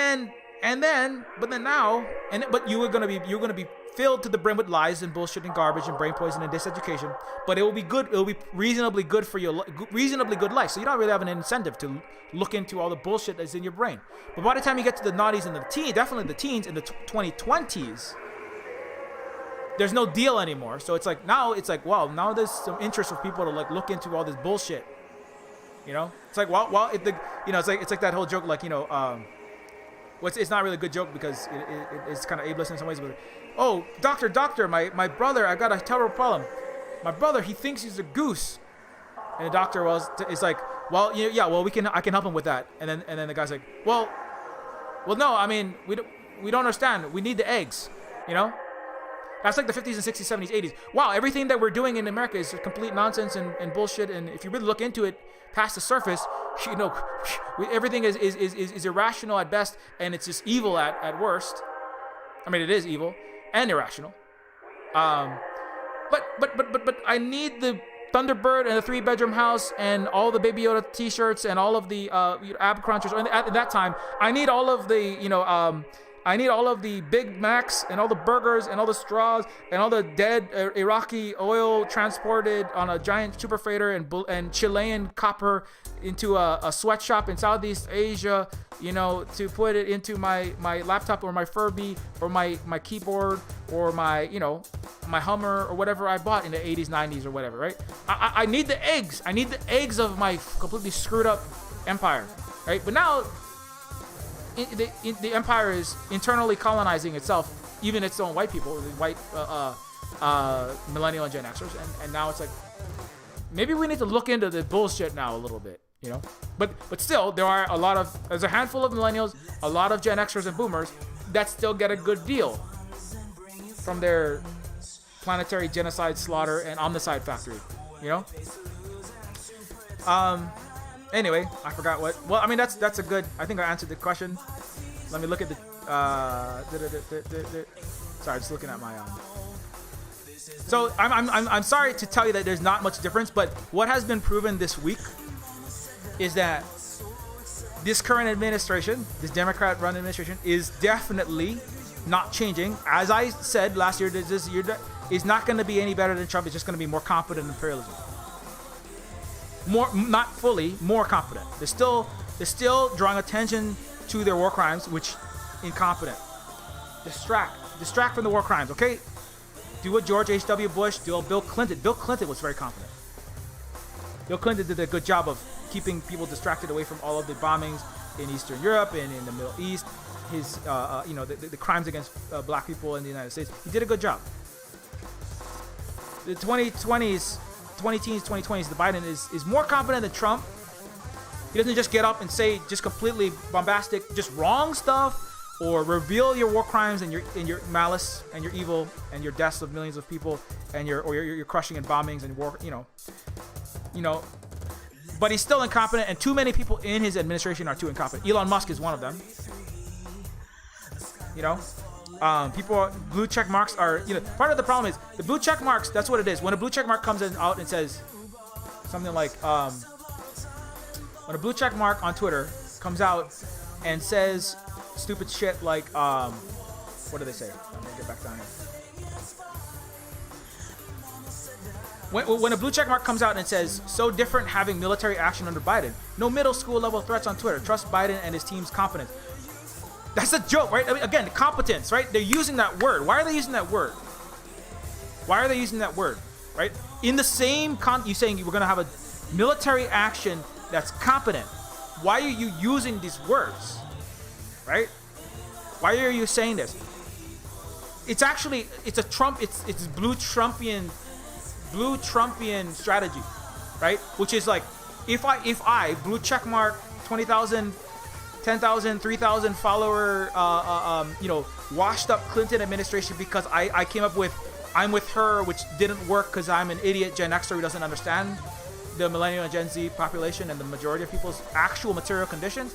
And you're like, wow, I'm sick of like having to, I'm sick of only having one Hispanic or Filipino servant in my mansion or in my penthouse or in the second house that I bought in, you know, in the Hamptons or in the outskirts in Ithaca in New York, because I have a penthouse in New York. But I'm sick of only having one servant. I want to have like 6 Hispanic, $3 an hour. I'm gonna call ICE, keep scrubbing my golden toilets and teaching my children and injecting silver plattered, bejeweled COVID vaccine vials into me that I get first dibs on because I happen to be in the upper professional managerial neoliberal class. And I'm sick of only having one servant in this house that I bought, taking up housing that could have gone to people who need it in the middle and working classes who are losing their jobs left and right and have to evacuate the cities because there's no jobs there.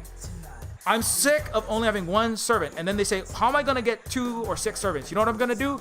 I'm going to apply for one of the millions of the $200 billion that were given out under Mike Pompeo to create anti-China propaganda and pro-war in the Middle East propaganda, okay? And I'm gonna levy for Biden to give me some of that hot cashish to propagate and justify war and be an apologist and liberal, Jello brainwasher. Not that hard. All you gotta do is Jello. To wash Jello, you just take a little spoon, you stir it up a little bit. You put like a picture of like a kid in a cage that happens to just be somebody at a Ronald McDonald's with a slide behind it, and it's and they're actually like in a very nice COVID-free China, with everybody actually living in mutual respect and equality and extreme poverty eliminated, with 2.5 America's worth 850 million plus people. And it's just a really nice slide that they built with a child who has free healthcare, that isn't getting COVID, that doesn't have to, for example, sell lemonade to pay for her brain surgery at the age of 7. But you crop out the slide. That's film, cinematography. That's the best propaganda. Crop out the slide. Crop out the green high-speed rail that runs on lithium, and the 52,000 miles of it. And America can barely build 10 kilometers without cracking it off and dropping it into an ocean that's full of oil spill. And crop out the green rail. Crop out the brand new houses for the Uyghur, where they have 3-bedroom new apartments and they get 4-star hotel stays if they need to have a COVID quarantine, and where there is no COVID and the 3 deaths, despite blue check marks saying, how will China weaponize the COVID-19 pandemic to exterminate its minorities and increase the death and the poverty and suffering of the Uyghur population? And it's like less than the overall population, which is like 1,000 times less than the United States, and their economy and their people and their healthcare system has survived and are thriving 10 times better than Americans. But you crop out all of that. Crop out all the brand new hospital that they donated, and they have accessible basic health care, where they have housing, brand new housing, free housing. Crop all that housing out for all the minorities, right? Unlike black people in America, who are like literally massively underhoused, living in collapsing, falling apart ghettos that are food desert surrounded, like the one that I grew up and worked as a social worker in. Crop out all the free, clean housing and the water supply that actually has non-fracking water that smells like liquid Drano and dog feces blended up together, like the United States has, like it has in Flint, to this day, despite Obama drinking, a black president pretending to drink the water, saying it's clean now, and it's still being literally poisoned with lead, copper, and 10,000 other unregulated substances by the American government that doesn't regulate anything, and there is no fucking regulatory system. There's a fucking rubber stamping of genocide system. It's called rubber stamping on slave system. They call it every judge in America. Every judge is a slave auctioneer. Every cop is a slave catcher. But crop all that out. Crop out the fact that there's any justice. Actually, China has more democracy, freedom, and equality than America could ever dream. Crop all that out. Crop out all the new houses. Crop out all the healthcare. Crop out the no COVID. Crop out all of the Uyghurs going to watch New Moves channel. If you want to see Uyghurs forced to party, it's freaking hilarious. Crop out all the Uyghurs going to the club, dancing and having an amazing time with no fear of COVID and 3 deaths for millions of people. Crop all that out. Crop out all the people dancing. Crop out the fact that their language is on every sign and on every street. Unlike in Hawaii, where people are arrested in 2018 for speaking Hawaiian in Hawaii. as a college professor of Hawaiian in a courtroom. Of course, crop all that out. Crop all that out. The fact that genocide against Hawaiian people and culture continues, with their 4 times more likely to be homeless. Crop out all the indigenous people that America gave body bags to, as opposed to the Chinese who built them hospitals, gave them the best health care, gave them food to stay in a four-star with green leafy, bok choy, kale, 4-star chef-cooked meals, freshly provided every day, and then America giving its minorities what? Body bags. To the Cherokee, to the Dene, to the Lakota, who still have boil water indigenous people in North America had boil water advisories for decades, never mind 2 weeks in Texas for some white people. Let's crop all that out. Just take a little picture of a kid in front of a fence, right? Never mind all this entire industry where the money and the business of the tourism, 150 million people go there a year, and the people that visit there respectfully and enjoy the tandoori with lamb and goat, because that's historically what they harvested in the Xinjiang region, which was again a very important connection through the Silk Road. And they have Silk Road historical sites and monuments. They have their mosques. There are 2.5 times as many mosques now as there were 10-12 years ago. Their population has accelerated literally 10 times faster than the majority population, the Han. Crop out all this facts. Let's crop out all the fact that the IUDs are more accessible, and then we're gonna call where women in the United States are trying to get their birth control, and even in Canada, and like Holly has found, that I can tell you, we can barely get access to birth control when we want it. But we're gonna call just giving women access, and these same women who would be on a Hillary Clinton stand page going, oh, women need to have access to their women's choice and their medical needs. They need to have their medical, gynecological needs met, and they'd be like clapping back against Republicans or against neocon and conservative Christians, going like, the patriarchy must fall. We need to have access to women's health and our control of our bodies. We don't want to live watching and fucking writing 75 paragraph sparkling NYU educated, very sesquipedalian, very poetic reviews of A Handmaid's Tale about the oppression of women, and then you have Muslim women being treated better than some even white women in the United States in terms of accessibility to their birth control, and they're going, oh my god, that's genocide. You give people free choice, that's like a genocide, because women might maybe put an IUD in one time. Wait, I want an IUD though. So if you're like a 7-figure paid liberal think tank employee, right, airbrushing the war crimes of a Clinton or a Biden, right, by talking about these are more gay and black and Indian war criminals in the cabinet, and military action is very competent now, right? Some shit like that. When you're writing that on your Twitter, right? Do you ever think like, and now I'm gonna go get the birth control pill, I'm gonna get the IUD that I would like to have, right? Do you ever think, hey, am I committing like liberal Harvard jello-brained fucking New York Times bestseller genocide? Like, how are there gonna be more New York Times bestsellers if I get IUDs? Maybe I'm committing a genocide because I have just basic access to my reproductive health needs. You know, do you ever think that? No, but because that's what they're saying. That's the same. That's what Adrian Zenz is saying. Access to freaking women's healthcare is like a genocide. Okay, so crop out. But anyway, never mind that. Just crop all that out. Just all the playgrounds, all of the actual, indigenous, because the Uyghurs are an indigenous people. They've been there for thousands of years. That's an indigenous future. Everyone is a civilization state. All the Chinese people, they've been there for great lengths of time, tens of times longer.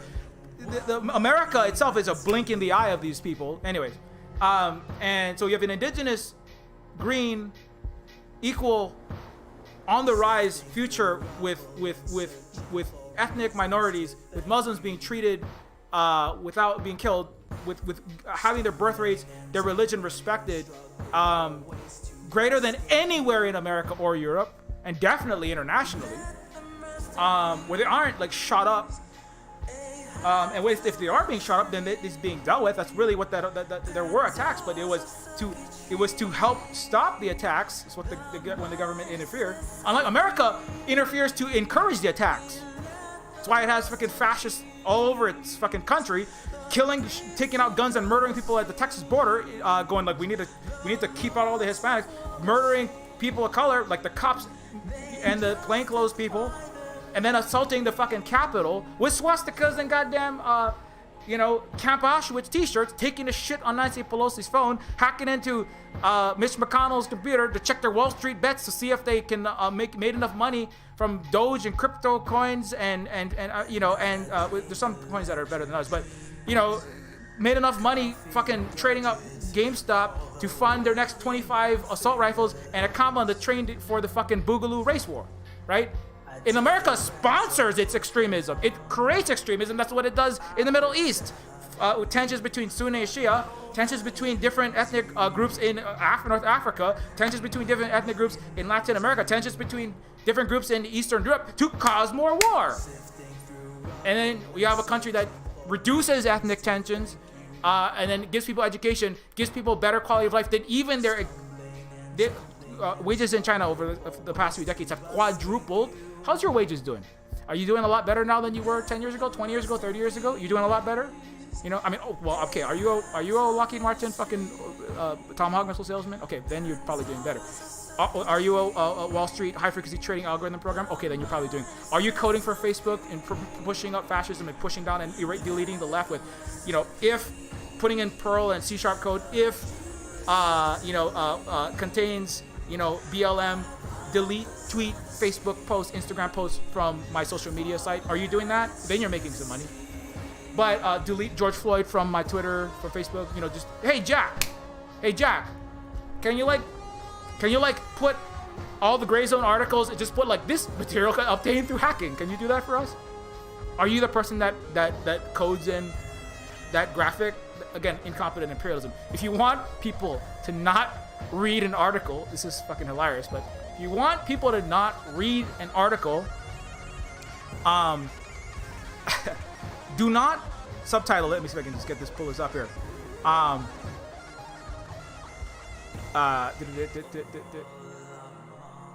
Where the hell is it? Yeah, if you want people to read an article, pro tip to all the wannabe competent imperialists, wannabe competent fascists, wannabe competent neoliberal capitalists, wannabe competent, James Bond and Mission Impossible handlers. Okay, you want to be competent at that, you fucking clowns. Okay, I know Harvard isn't giving you an education. Everybody gets a gentleman's B. You can literally take a shit, have a explosive Jackson Pollock diarrhea all over your multiple choice SAT exam in math and reading, right? And then, where the dots go? Why does this test smell like virgin's blood and fucking like bad fucking Taco Bell sauce? Oh, it's because George W took a shit all over it, and then wherever his shit colored in any of the bubbles, right? That was his answers. Oh, I see. Okay, well, because he's the son of a rich white man, we're just gonna give him a gentleman's B for that. We're not even gonna put that through the Scantron. It would probably break the Scantron test, and we have to scan another 500, underpaid, Asians who are taking the test, or people of color who are taking the test for richer, whiter people, and then also suffering anti-Asian and anti-black and anti-brown racism. We have to put their actual test through this machine today. So don't put Georgie W or Elon's Scantron test through the machine, even though he just took a shit on the fucking SAT. Just pass him. Just write. That's the hacker. You want to be a hacker? Be the hacker that puts in to all the Saudi F-35 purchaser, the Texas oil magnate son, SAT college exam, and Princeton and Harvard score. Oh, hack. Like Easy A. Be the hacker who hacks in on behalf of George W or George H.W. to put his idiot son test in as 1300 or 14. You can't put 1600 because nobody's gonna believe that. But put maybe like 1220. Okay, he studied really hard. He did a lot of Ritalin. He did like Ritalin laced with cocaine, and he didn't drink that night, and that's how he got 1220. That's believable, right? That's believable, right? Okay, well, just hack into the system and falsify the records of a billionaire, a multi-hundred millionaire ex-president's son's transcript. Can you do that for me? Okay, then you can get a good salary in the United States. Anyways, but if you really want to be confident, this is what you don't do. What you don't do is where was this thing? Shit, where the hell is it? No. Okay, I don't have it. I lost it. Materials obtained through hacking. Those freaking liars. These materials may have been obtained through hacking. Yeah, this is what you don't do. You don't put this. Don't put this up there, okay? Reuters, BBC, and Bellingcat participated in covert UK Foreign Office funded programs to weaken Russia. Leaked docs reveal. Don't put these, and then you know, Jack, when you're paying from the giant bag of central bank printed quantitative easing infinity money gifted to you by Jay Powell and Janet Yellen, who is freaking out about the Bitcoin right now, you know, it's all right. It'll cool off, or the world will cool off after it goes through the day after tomorrow because of all the electricity consumption of Bitcoin, which is equivalent to the entire country of New Zealand. Anyway, but it's gonna cool off. Don't worry about it. But when you are busy paying off with the money that you got for free from a central bank, because there's no capitalism in the United States, it's all the post-capitalist neofeudalism, and you're gonna pay that out to one of a bunch of hold up, like sallow-eyed millennials that look like zombies, like they LARP like zombie. Yeah, I love zombie movies, you know, post-apocalyptic, you know, and they need, you know, the ones that like don't have the money to even cosplay zombies anymore because they're all limping around trying to basically pay their insulin bills, right? And when you're paying those people, those millennials, again, there's millions of them. It's no shade. I understand. You're like, shit, man. I know how to tweet good, and I can write a little bit of code. Shit, I took this $10,000, $60,000 accelerated STEM class, you know, and I read the Jordan Peterson $73 book that told me about petting skateboarders and saying hello to every stray tomcat that I meet, and it's not working out. It's not working out for me. Why am I still living in my parents' attic? And my dad just died from COVID. My mom has permanent brain fog and dementia.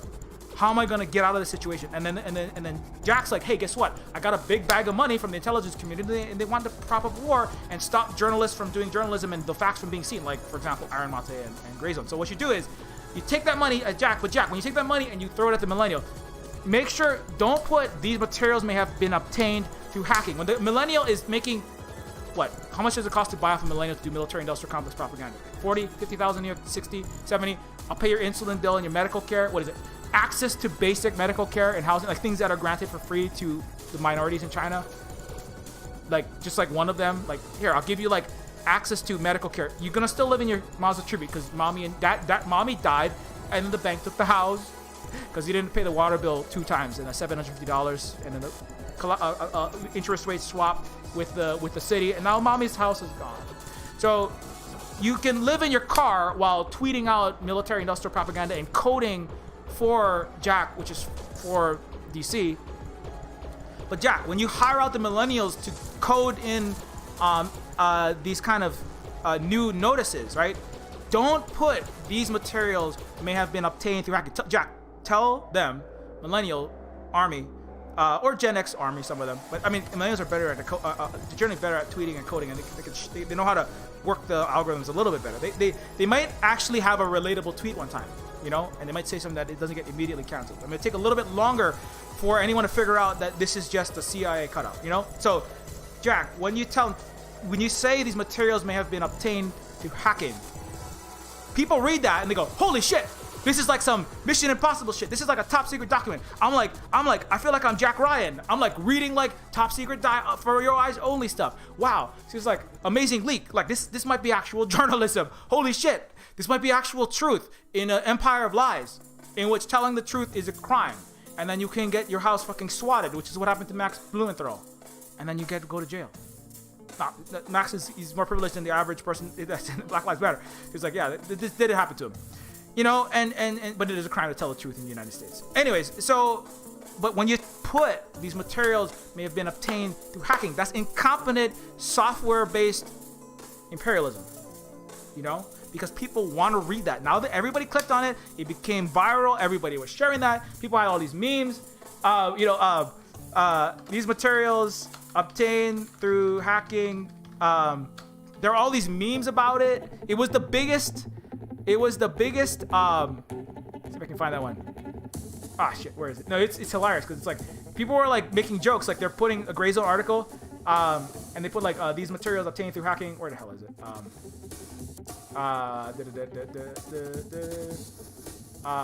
Wait, this is not it. This is the wrong site.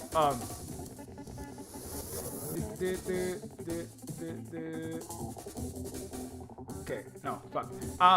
Sorry, I'm just like, I know I'm spending a lot of time just trying to find my own freaking tweets on this thing.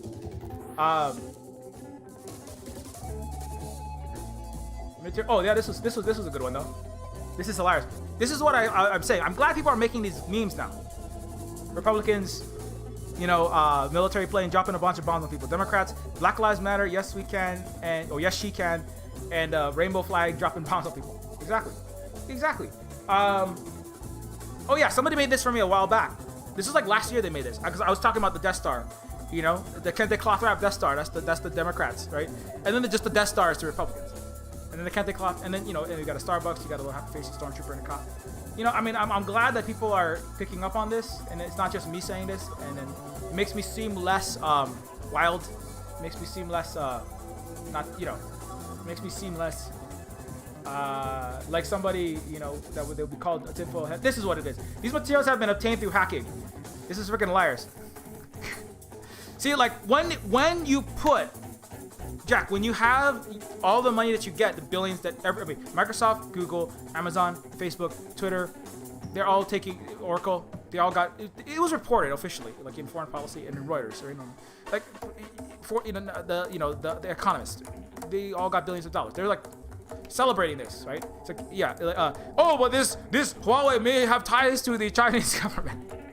Are you fucking kidding me? Y'all, the American corporations and the government are the same fucking thing. Are you kidding me? Anyways, the Gray Zone article, right? It's like when you put this up, right?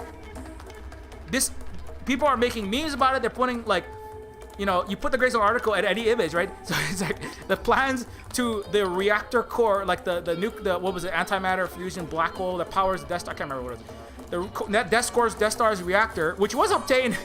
Many of our rebel agents died to obtain these plans. It's like so hard to get, right?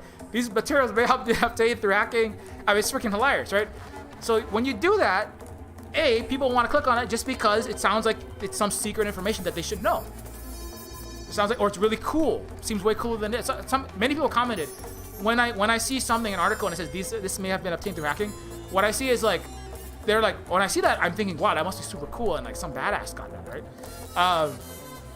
This is some spy secret material. It's like, wow. Yeah, like if I don't click, somebody's like, oh, and here's an article about like, here's the inauguration where Kamala Harris and Joe Biden are having a dog, while they're surrounded by slave catchers and people who brutalize the Teamster Union, and also black people at a Black Lives Matter march on Martin Luther King Day. People are like reading it like, I know America's racist and anti-worker and anti-black. Why the fuck do I don't want to learn about a stupid dog. I'm not gonna click on that stupid link, right? See, that's the Gen X. When you get Empire money to a Gen Xer, they think that's relatable. Nobody relates to that except for the handful of other people that already are on your side. They're all a bunch of Kamala Harris fucking stans, and they were like crying giant pools of tears when RBG died. They're already, you're not winning anybody over, and there's not that many of these people on there, right? So people don't relate to that. Then they look at another article. It's like, what is this?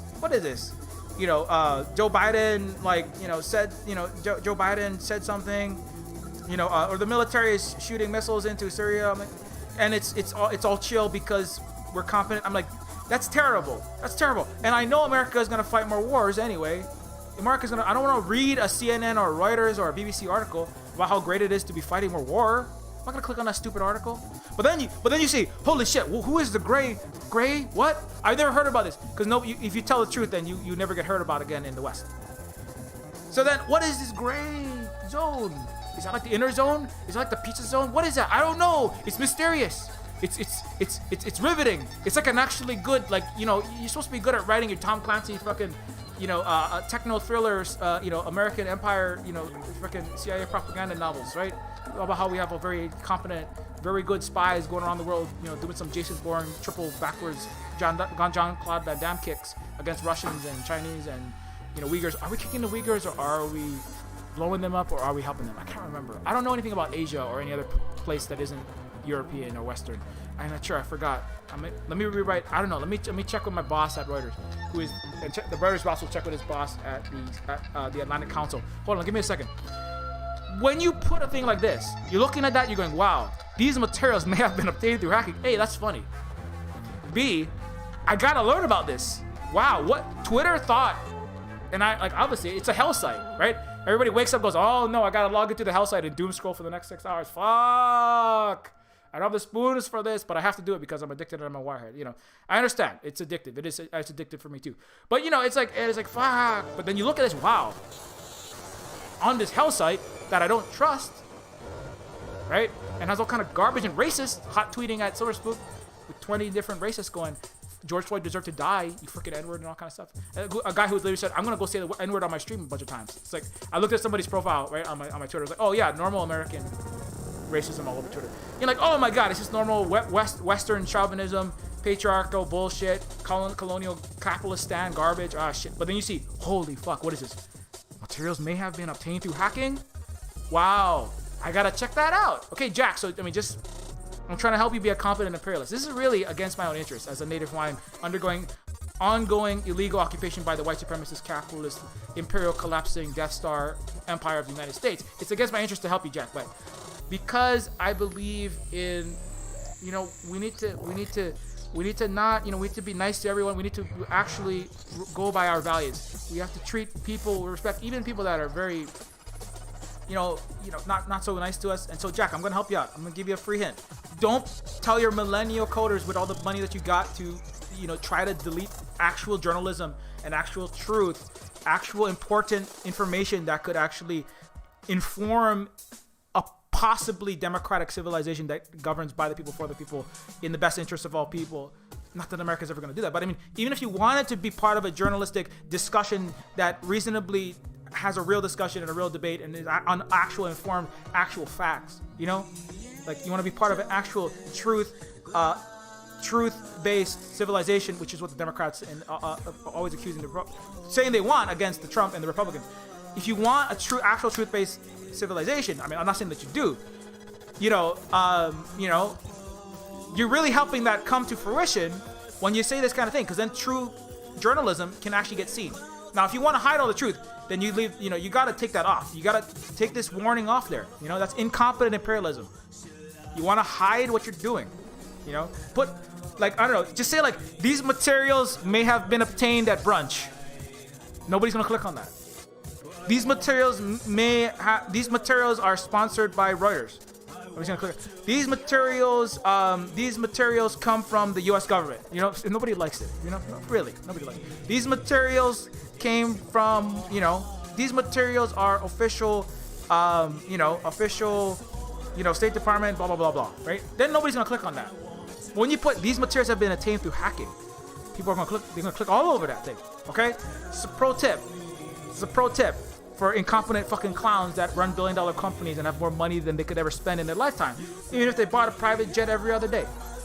They bought a G6 every other day. Just a pro tip from a person who barely has any money working at a worker cooperative of indigenous decolonizing Kuleana, Pono, and Aloha Aina based commune and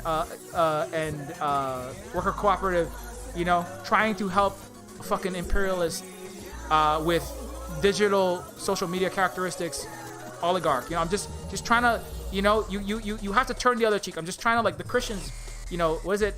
I love your Christ is great, but I don't know about your Christians, right? I'm just trying to do like what Western imperial religions, were asking me to do. I'm just trying to turn the other cheek. I'm just like, yeah, I'll help you out. I'll help you out there. Okay, take that stupid ass warning off, idiot. Anyways,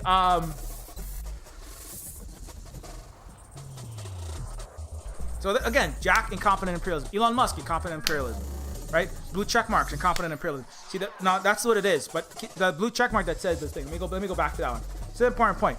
When people come out and say Biden is doing a great job competently slaughtering Muslims with Tomahawk missiles and spending money that would have gone to a $15 minimum wage that he promised and threw out the window. Money that could have gone to the $2,000 stimulus check that he promised and then threw out the window, which is not enough.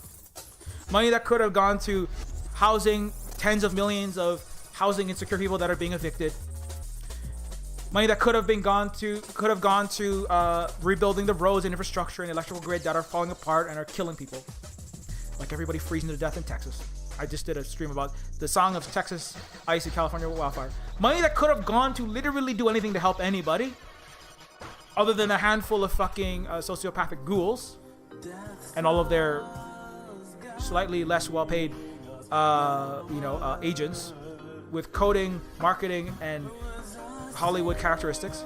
Money that could have been, like all this, money that could have been gone to all these things. And somebody's coming out and standing that. The reason why they're coming out and standing that is because they suffer under American internal self-cannibalization, internal imperialism, right?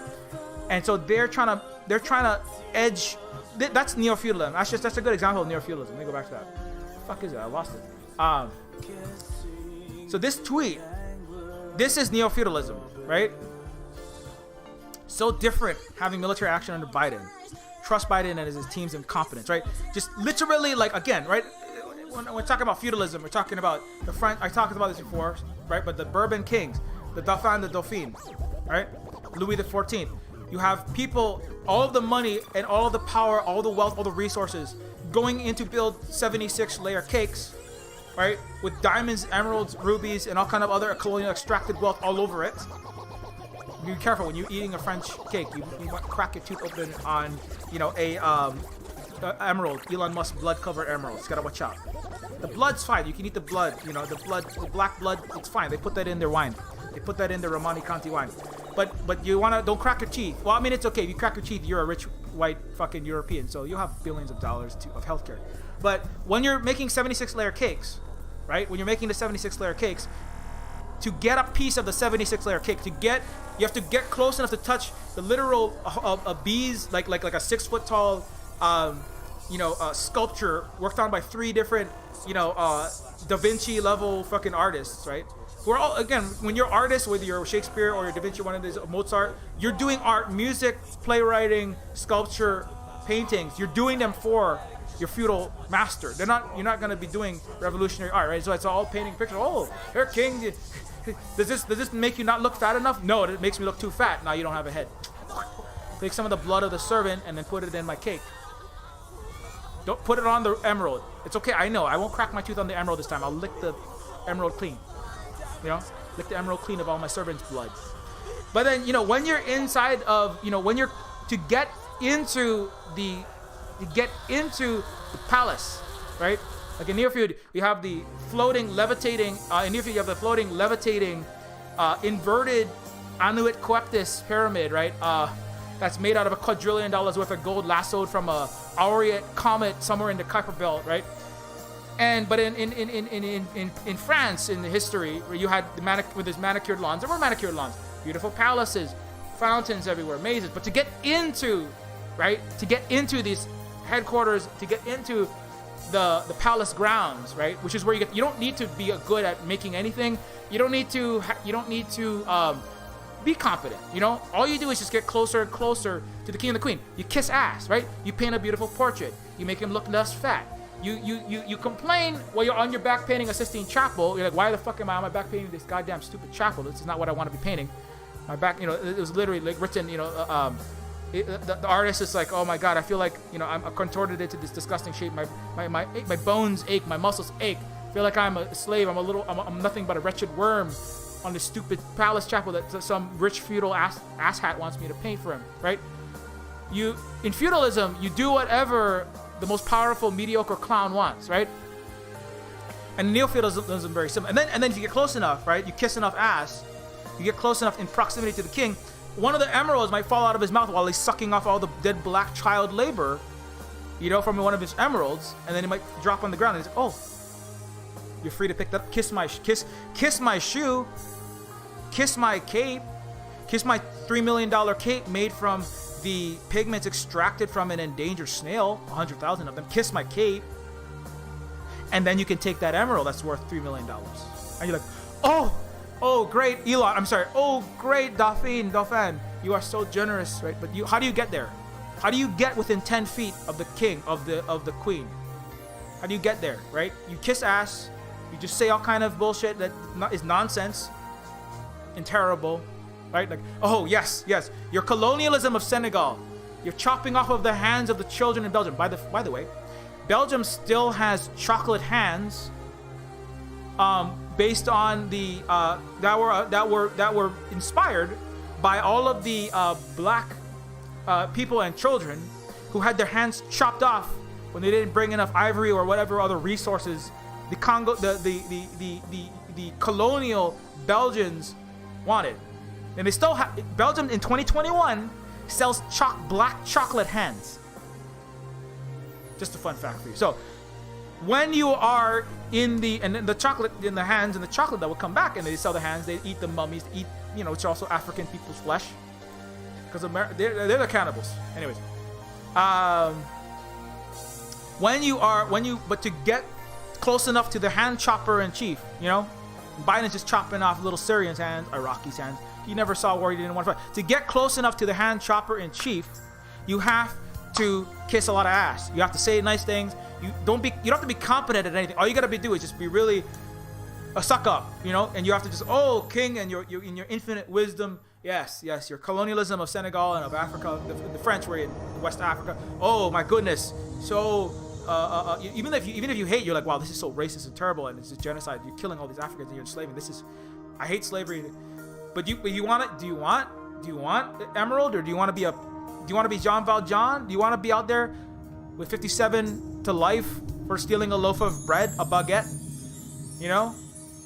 Pushing and rowing a boat with singing Disney, singing musicals in Hollywood with Hugh Jackman. Of course you want to be singing with Hugh Jackman, but I mean, do you want to be the Les Miserables, or do you want to be in the fucking palace? Hold your tongue about the racism. Hold your tongue about the atrocities. Hold your tongue about how you actually don't like what's happening, and just kiss ass to your feudal, racist, colonialist lords, right? Shut the fuck up. Kiss it.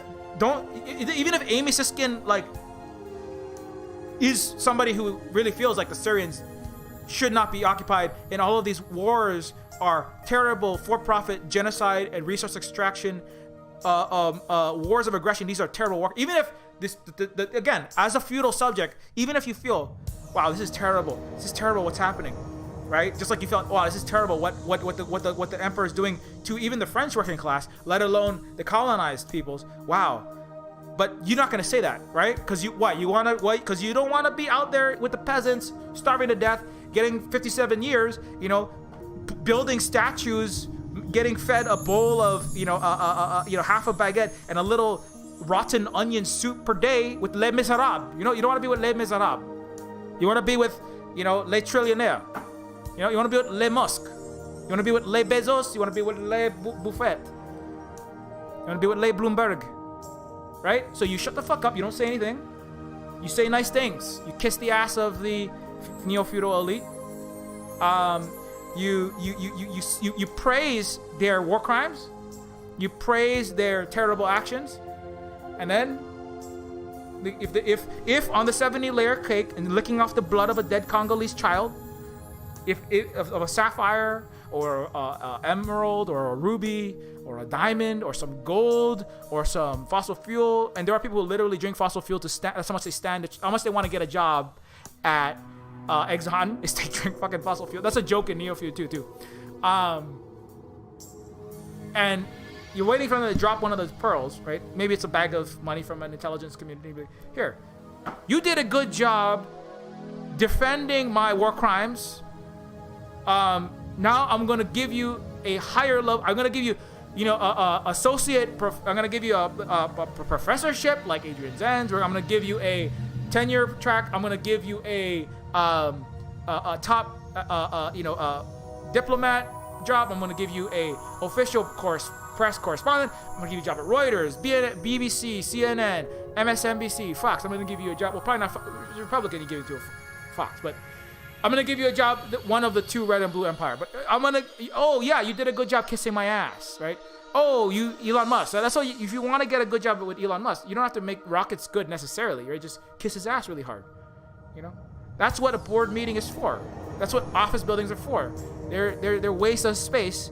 They still are waste of space. They're there for white, middle class, disproportionately white, but some of them you could be black, you could be, more women and black war criminals. It's fine. To go into boardroom meetings, that's what an office is for. People go read David Graeber's Debt the First 5,000 Years and bullshit jobs. Filling out PPS reports, nobody looks at, sending emails, nobody reads, sitting in meetings where everybody's falling asleep, waiting for the son of the CEO and 3 other fucking vipers to try to kiss ass hardest to whoever is the current president and say, oh, and your quarter, my God, Mr. Executive, your decision to pivot the color of the Walmart stores to like periwinkle blue from baby blue. Oh, genius. Just genius. And the CEO was like, oh yeah, I was pretty smart, wasn't it? Yeah, I was pretty smart. I'm a random fucking Walton. I have a lower IQ. That's eugenicist racist. But I'm more of an idiot than George W. Bush, but I run a fucking Fortune 500 company. Yeah, you know what you're talking about. You know what you're talking. Oh, of course, Mr. Walton. Of course, that's what office buildings are for. They're waste of space and just giant parking lots and places to have fucking kente cloth wearing people with garbage Ivy League educations to kiss each other's ass in neo-feudalism harder, like literally put their tongue all the way up inside that. No shade if you like doing that, no king shaming, but that's what it's about. It's about getting closer, not being confident. It's about airbrushing the king's crushing and beheading of his own citizens. It's about apologizing for terrible acts of genocide and wars of aggression and killing of millions of people and stealing of resources and causing famine and plague and death, let's be clear, of children, women, disabled, and elderly people, because those are the people who disproportionately die in wars and increased tension and military conflict, which is what has happened. Syria is fucking so terribly abused. Go watch some Richard fucking Medhurst, watch him get, I love Richard Medhurst rants because he's like, these are my people, you fucking bobbing. You fucking motherfuckers. Like I said, the Iraqis are who has to be listened to. The people that are literally being bombed right now, if you're not listening to them, you don't know what, and like, obviously, like, it's hard to hear anybody from there because Americans are not going to fucking put a microphone and a CNN broadcast and the tweets of an Iraqi getting bombed, and people who, they have the capacity to understand their situation whatsoever. It's part of my job is nobody listens to any fucking Hawaiians despite, and people in Honolulu, Hawaii. My job is to speak for those people who will never be spoken for, who, and if they ever speak, will never be heard because they're in prison or they're dead. Because they were starved to death, they were shot by cops, they were shot by each other in the poverty-stricken hellscape of Hawaii.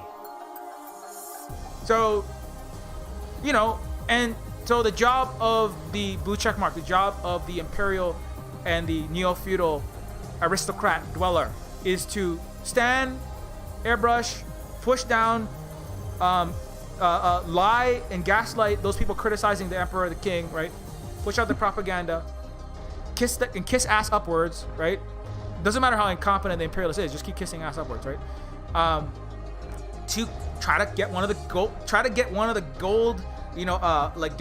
golden ivory tower or Eiffel Tower hairpieces that fall out of the Dauphine's hairpiece. If you pick up one of those, that's worth that could be worth that could pay your mortgage for a year. In DC. DC mortgages are expensive.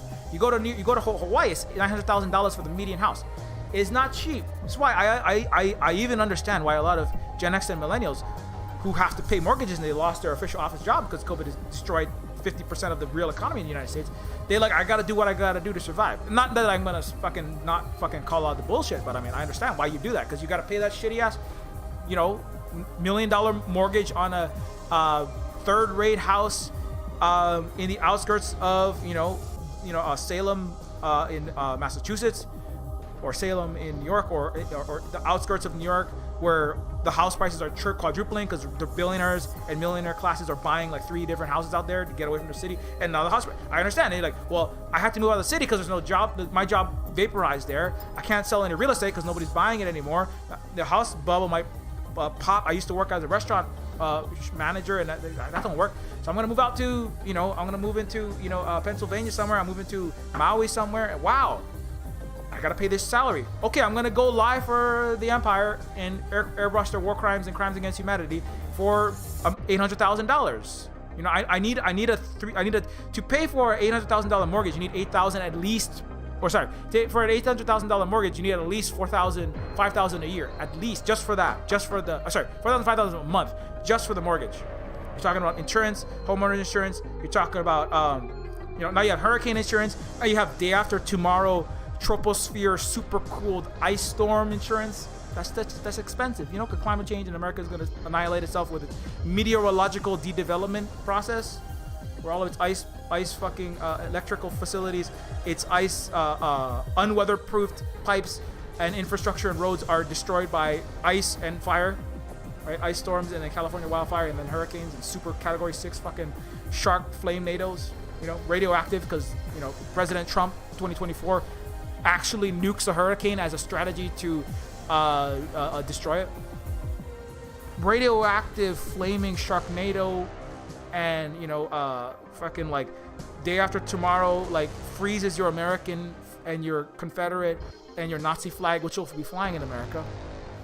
It just freezes it while it's like, whoa, holy shit, the thing's just frozen in there. Like these flags right now, they have icicles. The icicles are like slanting down. In 2024, the icicles will be like horizontal like day after tomorrow because it'll be like super cooled category 6 entire northern hemisphere White Walker grade blizzards freeze the entirety up to Mexico. Because guys like, the global south, you guys didn't fuck us too hard. Anyways, so when you gotta pay that hurricane insurance, ice sharknado insurance, that shit's expensive. So you gotta really kiss hard that ass. You need the bag of money, you need those neo-feudal emeralds, you need that DC and Wall Street, that milk, you need that pull, you need that clout, you need, you gotta have like Lockheed sign off on your mortgage and shit. I'm just some millennial. I can't get this mortgage unless I literally get the fucking central bank to sign off on it. And how am I gonna get that? Right? So that's why they say shit like this. This is just neo-feudalism. It's just called, let me suck up to the fucking clown. Now the reason why this becomes a problem and it becomes incompetent imperialism, right? When you say trust Biden and his competence, you say things like this military action is so different. It's not. Stop drawing attention to the military action. That's incompetent. And trust Biden and his competence, right? You're just saying Biden is a competent imperialist, basically, right? That's what it's saying to a lot of people. That's what it's saying to me, right? And so the fact that you are drawing attention to the military action, okay, Amy? When you draw attention to the military action in that way, you are inviting, gray zone, and you're revealing the war crimes. Again, the goal is to maximally, with the best optics and minimal fallout, commit the crime. It's like somebody shooting someone in a dark alley and taking their wallet and then going like, look, I know how the safety works on a gun, okay? This is on, this is off. Okay, I was trained at the School of Hard Knocks, Joe Rogan, $50 Patreon tier, special, Alex Jones, MRA, Red Pill with Elon Musk as the co-trainer, weapons Beretta training facility, okay? I know my gun training, all right? I am a competent gun user, and when I pulled the trigger, I sighted, okay? I didn't touch the trigger until I was prepared to shoot. Yes, I was prepared to shoot this unarmed black man and take his wallet, because the police wouldn't look into a dead black man like George Floyd. So I aimed the gun with proper gun safety and gun etiquette, and I competently shot. Okay, and he's just like on the street in downtown LA, screaming at the top of his lungs, I am a competent mugger. I am a competent murderer. Look at this gun. I'm wiping the prints very competently, and then I'm disposing of the gun. You see me? This is the gun. I'm disposing of. Hey, get that, KITV, LAPD, lying professional litocracy camera. Oh, I'm sorry, it's all news in America, including local news. Get your camera and film me putting this gun in the dumpster like a professional criminal, okay? I'm a very good murderer. I want you all to know that I shot this black man dead very good. And look, the way I took his wallet, you see, I put my glove on, I ran in, I even social distance. I used like a robot arm. Like I bought it from the LAPD, who spent $50 million on a robot arm. That could have gone to housing all the homeless people in Skid Row here. But I bought a robot arm from the LAPD and socially distanced. I grabbed the wallet with a 6 foot retractable cyberpunk cyberpole arm. Grabbed the wallet, pulled it up. Got my $50 made by slave labor under Andrew Cuomo's mass incarceration of black people hand sanitizer. Let's get a shot of the hand sanitizer. See Andrew Cuomo's face and all the gold leaf flecks, and then all the dead black slave labor blood from San Quentin and from Rikers. You see? Wait, we're not supposed to show the blood. Okay, never mind. You see this? Because I need to make my rent, so I'm gonna use this product placement. I need to show this fucking thing. I need to show this little bottle of hand sanitizer. So I take my hand sanitizer and I'm gonna sanitize the wallet. Okay, now you see. So I am a very competent mugger, very competent criminal. You see what I just did there? But anyway, you get the joke, right? I mean, going around and saying Biden did a very competent military action is incompetent publicly, because when you're bringing attention to it, right? You are exposing the crime. It's like, again, the mugger going, hey, everybody, look at how well I killed this person. That is an incompetent mugger, because you are revealing and giving visibility to your crime. So, but then here is the gang. This is why this is a Trumpian phenomenon, because even though this is gonna hurt, right? Trumpian in the sense that Trump was an incompetent imperialist. We're gonna go to Iran, we're gonna take the oil. We go to Syria, we took the oil, we got out of there. We got $100 billion of, Saudi Arabian, war crime. I don't care, they're blowing kid up in the preschool. What the hell? We got $100 billion. We're doing good business. We're selling F-35s and Tomahawk missiles to blow up school buses and hospitals, and then fishing all their children's teeth out of a fucking dumpster that has no fucking food in it, because we sanctioned them from having access to fucking corn and shit. But we took the oil. We made the monies. We took the oil. He's always saying this shit. That's incompetent, because you go, look, we did a crimes. We did a crime. Hey, I did a crimes. Look at all the crimes I did. We did a lot of good crimes. Okay, Jesus, we did a lot of good crimes. That was incompetent. And Trump also was like, hey, fuck you, Europe. You want to fucking pay up. America first. Forget about it. Fuck you, France. I'm gonna sanction all of your goddamn trucks. You're not gonna make only GM trucks now. Fuck you, China. We're gonna sanction everything. Also, Wuhan flu, bioterror.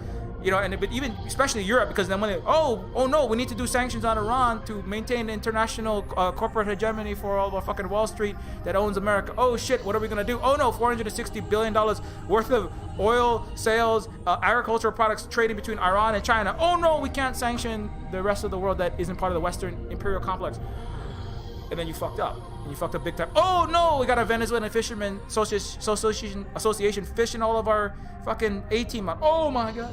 Oh no, our coup in Bolivia didn't work for Elon. Oh no, what the fuck? We didn't know how to do that properly. Oh shit. Hydroxychloroquine. Remember this one? Hydroxychloroquine. It's got what plants need. It's got what your body needs. Put it inside of your children's baby formula, okay? It'll make your child grow up to be 10 feet tall and be as muscular and strong as me. Okay, somebody Photoshop some like Arnold Schwarzenegger biceps on my arm.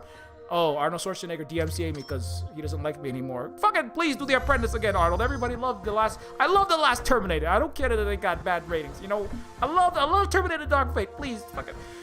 Hydroxychloroquine will make me look like a big buff Donald Trump. That's incompetent.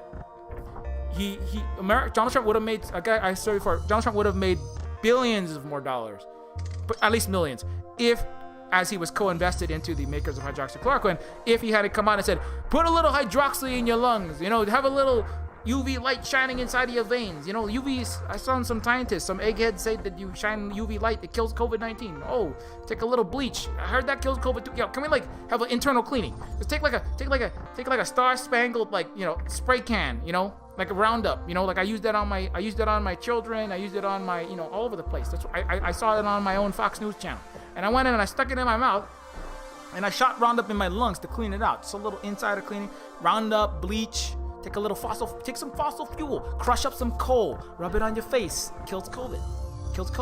Buy a lot of dirty coal, really dirty coal. The dirtier the better. The dirtier the better. The dirtier the better. Sounds like a used car salesman. I mean, and that if you've listened to his speech on hydroxychloroquine and talking about using Windex inside of people's veins, right? That was really incompetent capitalism. If you want to get people killed, taking a treatment for treatment for lupus, which is what hydroxychloroquine is, and other diseases, and then have it be injected into 93-year-old Juan Gonzalez, literal Democracy Now, which has been doing a lot of imperial reporting, but his 93-year-old grandma, you want to inject it into 93-year-olds and help kill them faster and make a lot of money in American hospitals across the country, which were injecting hydroxychloroquine into people, even though it wasn't proven. If you want to do that and get away with it, don't go on Twitter and, hey, I'm gonna do my crimes. Everybody go do it. I'm gonna do it. Everybody do.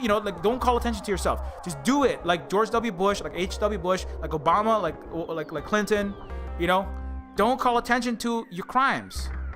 That's competent criminality. That's competent war criminality. That's competent imperialism, right? But Donald Trump's over there going, hydroxychloroquine has got what the body needs, and everybody's like, and then the Democrats are like, oh, now we're definitely gonna look into this. Now we're gonna have some small bit of actual journalism, maybe one time. We're gonna have the New York Times and Reuters and all of our fucking blue fucking empire fucking look into your hydroxychloroquine. And then guess what? Nobody was taking hydroxychloroquine because it was discovered that this was actually a terrible resource. I mean, the Sacklers got away with murdering 700,000 Americans with 50 to 100 times stronger opioid, which is basically 50 to 100 times stronger heroin. They got away with it forever because they didn't talk about it. The Sacklers were competent universal death care executive profiteers. They murdered 1 million people, and they're still murdering. It's still the 5th cause of death after brain cancer, heart disease, stroke, and COVID is up there now. But right after that, it's the Sackler family and the so-called American healthcare system that is going to kill you to death and also make you homeless. So by taking $70,000 worth of your house, and then you don't have one. So then, on top of the $16,751 electric bill that you're going to get when the Texas ice storm comes down and deep freezes your state. So look forward to that, because the entire American grid is collapsing 20, 30 plus years old and needs to be fixed, and it will never be fixed. But that's competent. So the Sacklers, competent capitalism, competent imperialism, competent for-profit death care system, right? Competent drug dealing, right? Competent heroin murdering Americans and getting away with it. They have $10 billion. They're not going to pay any actual fines. Even if they lost all but one of their billions, it doesn't matter. With $1 billion, you don't have enough money to live comfortably and fly around the world, for the next, foreseeable length of your lifespan, even if you become immortal, probably, because your billions will make more money. So the Sacklers, very competent. Trump, not so competent. Got himself caught, hydroxychloroquine, removed from all the hospitals. Now less Americans died, and he made less money killing them with hydroxychloroquine because he talked about it, right? So that's Trumpian, and Trump also screwed up because he caused, he was very gangsta, right? He was like I said, where Biden, Obama, even the Republicans like McConnell and Romney, they have ruling class solidarity, right? They go along with the empire, not everything, but they maintain. They don't screw over their own fellow billionaires. That's why Donald Trump always eats McDonald's, because he's scared he's gonna get a polonium radiation sickness and die, or we get poisoned, or just get off somewhere in New York. He doesn't eat anything if it's not fast food, double Whopper, quadruple burgers that were cooked by an anonymous source, or a random fast food restaurant in a public setting, right? That would be really hard. McDonald's not gonna just put cyanide in their burgers, right? So he does that because why? Because he is on the outs with a lot of the richest and most powerful people in New York City, which is America's headquarters, fucking Wall Street, right? And so he's about himself. He's he even went against the entire empire this January. He's like, fuck y'all, I'm gonna try to overthrow this goddamn United States. I mean, that was it was a gangsta ass move. Fuck Lockheed, fuck the Democrats, fuck the Republicans and all of their sponsors, fuck Amazon, Google, Facebook, Twitter. That's why they all deleted his accounts. HSBC, Deutsche Bank canceled its financial transactions. Fuck the entire Western Empire. I'm gonna go my own way. I mean, that was like, he's actually, man, going no way. That was a gangsta ass move. Gangsta in the sense of like, myself and me only, and I only deal with people who literally grease my palms right now. You know? All about me. It's like me, fuck everyone else. It's like, you know, that's the gangster, you know? So, but then the gangsterism, right? Me, and then no ruling class solidarity, right? Like Biden has ruling class solidarity. He's like, he works with the military, the corporations, Google, Silicon Valley, Kamala Harris, right? For like, took millions of dollars of bribes from, you know, Facebook and Twitter and all the Silicon tech giants, refused to prosecute even a Republican Treasury Secretary under Donald Trump, Steve Mnuchin, refused to prosecute him despite stealing millions of people's houses in the One West fiasco, in 37-cent discrepancies of grandma trying to pay a mortgage or a housing bill. And he did all these crimes and hurt a lot of people in California and around the world and around the country. And Kamala, who would have been the prosecutor, overtly refused to prosecute. So that's ruling class solidarity. See, if it was Trump was like, hey, how much you gonna pay me to prosecute Steve? I'll fucking do it. Give me some money. I'll fucking fuck this guy. Fuck this guy. I don't care about nobody but myself, right? But Kamala had ruling class solidarity. She was like, Steve is richer and more powerful than me, and is part of the, you know, Wall Street, DC, capitalism, imperialism, military-industrial complex. I support our collective. You know, I will lock up all the black and brown people in my neighborhood and imprison black children. I'll support the black children going to juvenile facilities. I will support. I will not really do anything about Black Lives Matter, because despite being a black woman, that's heavy. That's why it's like, if you get a black person like Obama or Kamala who are willing to go and betray their own people, their own black and brown people of color, right, for the empire, that's how you know that is deep ruling class solidarity. That's non-gangsta, right? In the sense of like gangsta in the sense of like, you know, all me and fuck y'all. But Donald Trump is like, all me, fuck you all. Only my loyal supporters I'm gonna be with, right? It's a populist, you know, proto-fascist, fascist, you know, populist demagogue, right? And you know who did? He was on the outs with the Republicans and the Democrats. He did. He was an actual maverick. Not Sarah Palin, not so much. He was an actual maverick, right? Which is why a lot of people voted for him. Now he's even worse. He is just as terrible as any of these other people. He just isn't in it for the rest of the empire, which is why he was incompetent at imperialism. Because to do competent imperialism, you can't be gangster. You have to work with Europe to stop to get financial transactions to not be to prevent Iran and impose international imperial will on other large countries and economies and entities. You have to be able to have your allies in Europe, in Asia, in Latin America. They all to an extent in China for sure. Right? Like the Biden was, Obama didn't wasn't quite as hostile, right? But Trump was like, fuck all of y'all, fuck China. I'm gonna be super just overtly racist against you for my own benefit, because it benefits me and all my racist followers, right? I'm gonna be like, fuck Canada. Even America and Canada were so close, and then even pissed off Justin Trudeau. I mean, not that Canada is good, but again, he broke the solidarity with North American imperial powers, right? Canada is the world's fucking mining company. So Donald Trump did this incompetent, selfish, me before everyone else, president administration, and accelerated America's decline by 7 years. So that is huge incompetent. Also, the handling of COVID was terribly incompetent just in and of itself. I mean, competent in the sense that they got a lot of Americans killed, which is good because you don't need a lot of their obsolete life support systems for, you know, TPS support, filing brains, and Uber driving hands that are all going to be replaced with robots soon. Killing Americans, that was fine. United Health Group did very well killing Americans from COVID. Now, the economic stuff in the long term, it was not as smart. Because America's economy is collapsing, but it was incompetent in the sense that, and like it was incompetent in the sense of long term, your imperial capacity to continue to maintain hegemony when your economy is in free fall, because all your real estate is exploding, all your aircraft and your companies are already hurting, all of your restaurants and all of this crime that's papered over with central bank money to make it look like you have actually solvent companies, banks, real estate, that's worth 9 times more than it actually is in New York, Chicago, California.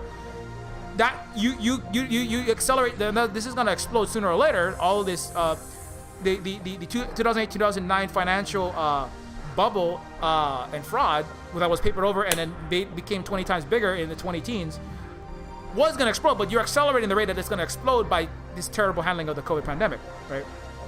Long story short. So when somebody comes out and calls and describes their own crimes, right? That is hurting. That ultimately ends up, for selfish reasons, you end up hurting the collective imperial power. But you give yourself a little benefit because somebody's gonna look at that and go, "Hey, Amy is like really on our side. I mean, Amy is willing to, really is like saying, I love Lockheed Martin blowing up all of these children in the Middle East. I just love it. I love it so much, and I'm willing to go out on a limb and risk." Some people leaving me and people feel, wow, that's terrible. Like, military action is terrible. The U.S. military is the biggest force for death and destruction. There's no good U.S. military intervention. We need to get out of all of these regime change wars and all this crap, right? So somebody's come out and going, no, I'm going to defend it. But then at the same time, that's also bringing attention, right? So it's like public displays of imperial loyalty end up actually hurting the empire because now you're bringing attention to it, right? So then, you see what I'm saying, right? But it's, I understand why though, because you're like, well, I want a job at the Biden administration. They're gonna pay me a lot of money, and I gotta make a fucking $1.5 million mortgage note now. The insurance alone is like more than you can make Uber driving 24 hours a day. How the fuck am I gonna pay this? I'm like 37 years old. I lost my job at the Templeton Bank. Doing high frequency trading, algorithm programming for fucking Pfizer and shit. Moving the blood money for fucking pharmaceuticals that were given, firsthand to rich people and white people before all the people that needed it and the essential services workers, and I that job's gone, so I'm gonna go airbrush over war crimes now. I understand. It's terrible, but I understand. Anyway, I think I've talked about that long enough. It's 2:01. It is now, and I started a little bit late, but long story short, nothing has changed, unfortunately. The United States is unfortunately still on this terrible path. Good news is the United States is only 330 million people and dropping rapidly. The United States is only 320. I think it's 328. The United States life expectancy is plummeting. U.S. population. Let me just look at that. I think it actually dropped last year. Let me just look at that. I may be wrong though, but let me check. The life expectancy dropped a full year. U.S. population growth, smallest in at least 120 years. Population declined in 16 states. It is dropping. U.S. population, I saw 330 million people, right? But U.S. population is 330 million people. The world is 7.8 billion. It's like closer to 8 billion people. The U.S., makes up less than 1 out of 20 people. If you add all of the Western imperial powers, it's like less than 1 out of every 8 people. Most of the world is not there. So the good news is that things like I've often said, like the longer, bigger story is that large indigenous civilization states that are actually socialist, that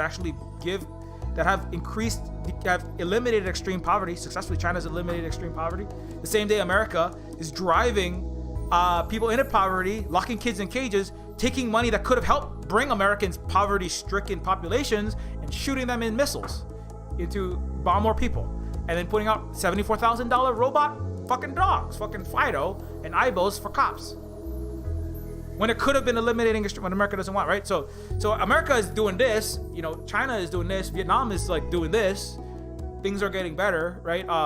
And there's four Chinese for every American. There's like five honor students. There's like more honor students in China than there are students in America. If there are any students left, they're not just kids sitting around like having like permanent setbacks and brain fog because they're getting COVID in America. It's like, well, it's okay if children get it, when it's not. It's a terrible blood illness that causes brain, organ, heart, and other damage that is long-term and won't be discovered and really researched for years and decades. And so even just the fact that China's population didn't contract COVID at large scales, right? The total China COVID cases were like 89,000. So China's total cases, 89,000, right? If they have 1.4 billion people approximately, 100,000, that'll be like 1 million. It's like less than 1 in 10,000 people got COVID. That means what? Less than 1 in 10,000 people are at risk for serious brain fog, long-term asthma, all these other illnesses. And see, all those, not if you survive COVID, 1 out of 10 or 20 people are gonna go to a hospital, get COVID, right? Or I forget the exact number, but it's double-digit percentages, people who have permanent long-term damage from COVID-19. So if most, it's like half of America got COVID at least. So that means 1 in 10, 1 in 20 people, and maybe more because we don't know the long-term effects. There are like dozens upon dozens of strains. California has like a new terrible strain that is more, it's like the Blade strain in the sense that it has all the strengths of the human and the vampire, none of the weaknesses. The California strain of COVID-19 is more infectious. It is more infectious. It evades at a greater rate COVID vaccines. So it makes vaccines less effective, and it's more deadly. It's all three.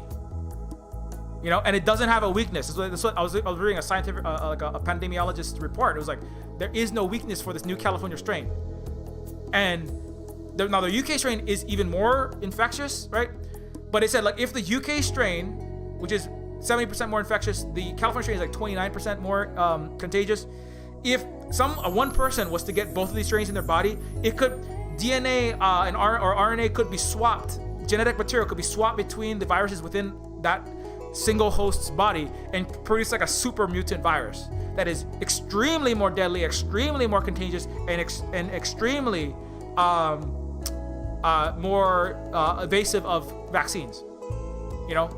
Which the way America is going, and again, China's cases for 1.4 billion today, 14 cases. That's like somebody coughs in a strip mall in America that's uninhabited and 14 people get fucking COVID. But let's look. The U.S. COVID today.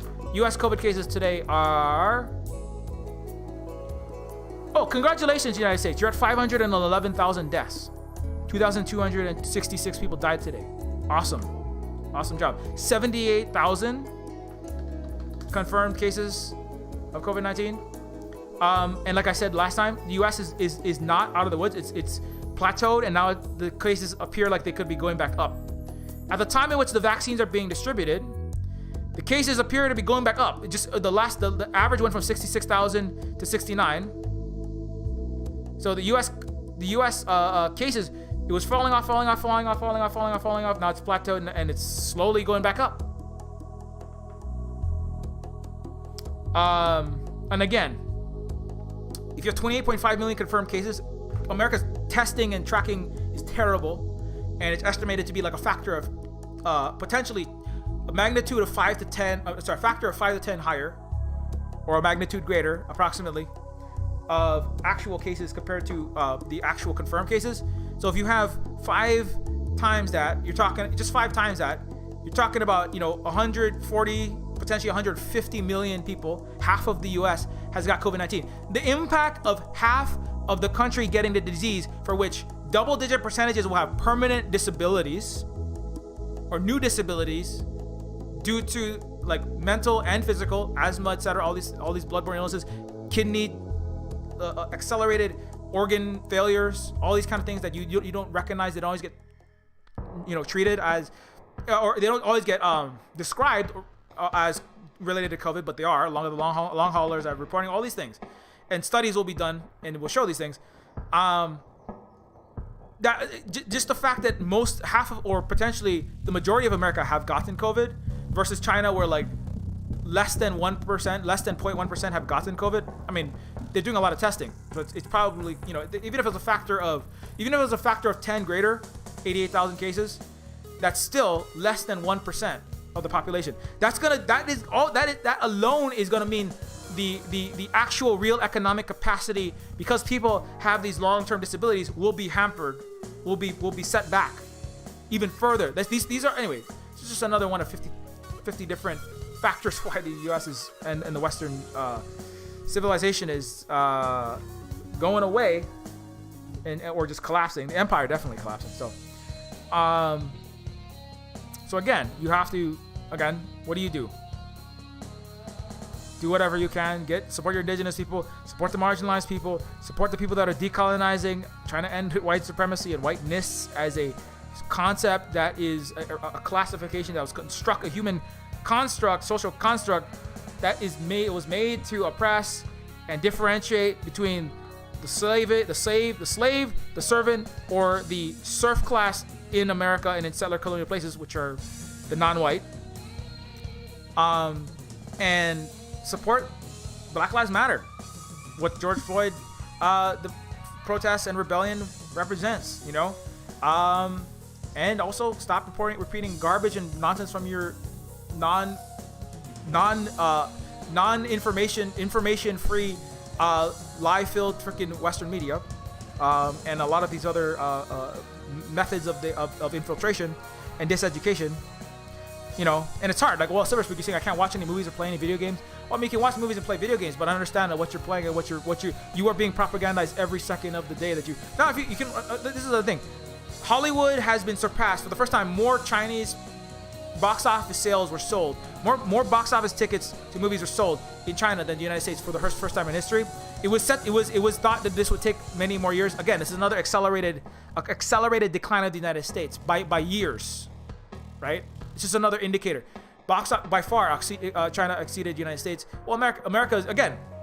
So that's another incompetent imperialism. You just hampered your entire economy by allowing this to run rampage. Now your number one vehicle, right, as admitted by this investigation into the BBC and its Russian propaganda, its meddling in Russian elections and in Russian society, reveals media. It just vindicates what I've been saying, which is that media, movies, TV shows, plays, comedies, entertainment are important vehicles on top of news and education systems for propagandization, consent manufacturing, and conditioning of peoples, right? And so the fact that America is not going to be able to have a lot of movies that are coming out of America, you're going to be watching Chinese movies. You ever looked at Netflix? There's a lot more international movies coming out. There's like Abominable. We watched Space Sweepers, which is better than any science fiction movie I've seen come out of America in like years. Actually deals with fully automated luxury space fascist capitalism with a society, people in space working for the richest. It's like Space Elysium or Space Snowpiercer. It was like actually dealing with current relevant issues to the current. Science fiction is about trying to deal with reflecting on the present and trying to deal with issues that impact the entirety of the society by looking into an imaginary future. Space Sweepers is better than any American science fiction anything, as far as I can see, in the recent memory. And I've watched it. I'm trying to watch American movies on Netflix if I can afford the fucking $70 Disney Plus Hulu gated fucking entertainment walled garden fee, which is ridiculous. And nothing is coming out of that, It's like a handful of shows that are just most of the shows, like even WandaVision and even like Stranger Things. These are about going back into. These are not science fiction. These are not even as a historical. These are about living in a fictional past. These are living on a fictional imperial. They're like Blue Make America Great Again. They're like Hollywood film school Make America Great Again movies. Let's go back to America in the 50s, in the 60s, in the 70s. Remember when we were great and we were fighting the Russians and winning the Cold War and America was great? Stranger Things season 3. You've got, remember when we were great, like in Avengers Infinity Wars, going into the past and going, remember in the 70s when Iron Man and the U.S. military worked with all these people and we had, we had this great empire. Remember all this historical revisionism. Britain's crown is about a dead empire that's been collapsed for like decades upon decades longer than America's, and going, remember when we were this great British monarchy and we had these colonies and it was amazing, it was so great, and there's a lot of British monarchical and imperial propaganda there, and all this British chauvinism. That's what's coming out of of American British. There's nothing. They're not gonna fund anything that tells the truth, because the truth is there is no future for the U.S. and Britain's. As leading world powers. There is no future in which they lead anything. And they know it. That's why they can't make any movies about it. All they can make movies are about the apocalypse, or about some fictional version of the U.S. military in comic book movies and Avengers saving the world, but they can't even make those anymore. So let's just make fucking westerns with Baby Yodas and shit. That what about what? You know, I mean, it's great. I mean, having some representation for some male characters like taking care of some children that's better than nothing, right? But what the fuck does it say about the present? Nothing. What the fuck does this? What the, you know, like what? This is like, it's a Fallout LARP in space, okay? What the, you know? Anyway, you know, it's like I mean, there's some South Korean movies and fun. Snowpiercer actually was had millions of dollars funding from China. In a society in South Korea where actually things are actually not that good because so much inequality, so difficult to afford more housing there, like America. So they're making, that's why Parasite, Snowpiercer, now Space Sweepers are coming out. They're going like, this society is becoming so unequal. We're starting to have second thoughts about, you know, siding with the capitalist superpower over the other sides. This is like not working out as well as we thought it was going to work out for a lot of us. You know. Anyways, and even if you don't agree, if you're like, well, we can do something that's not necessarily, you know, somewhere in the middle, and most societies have mixes of markets and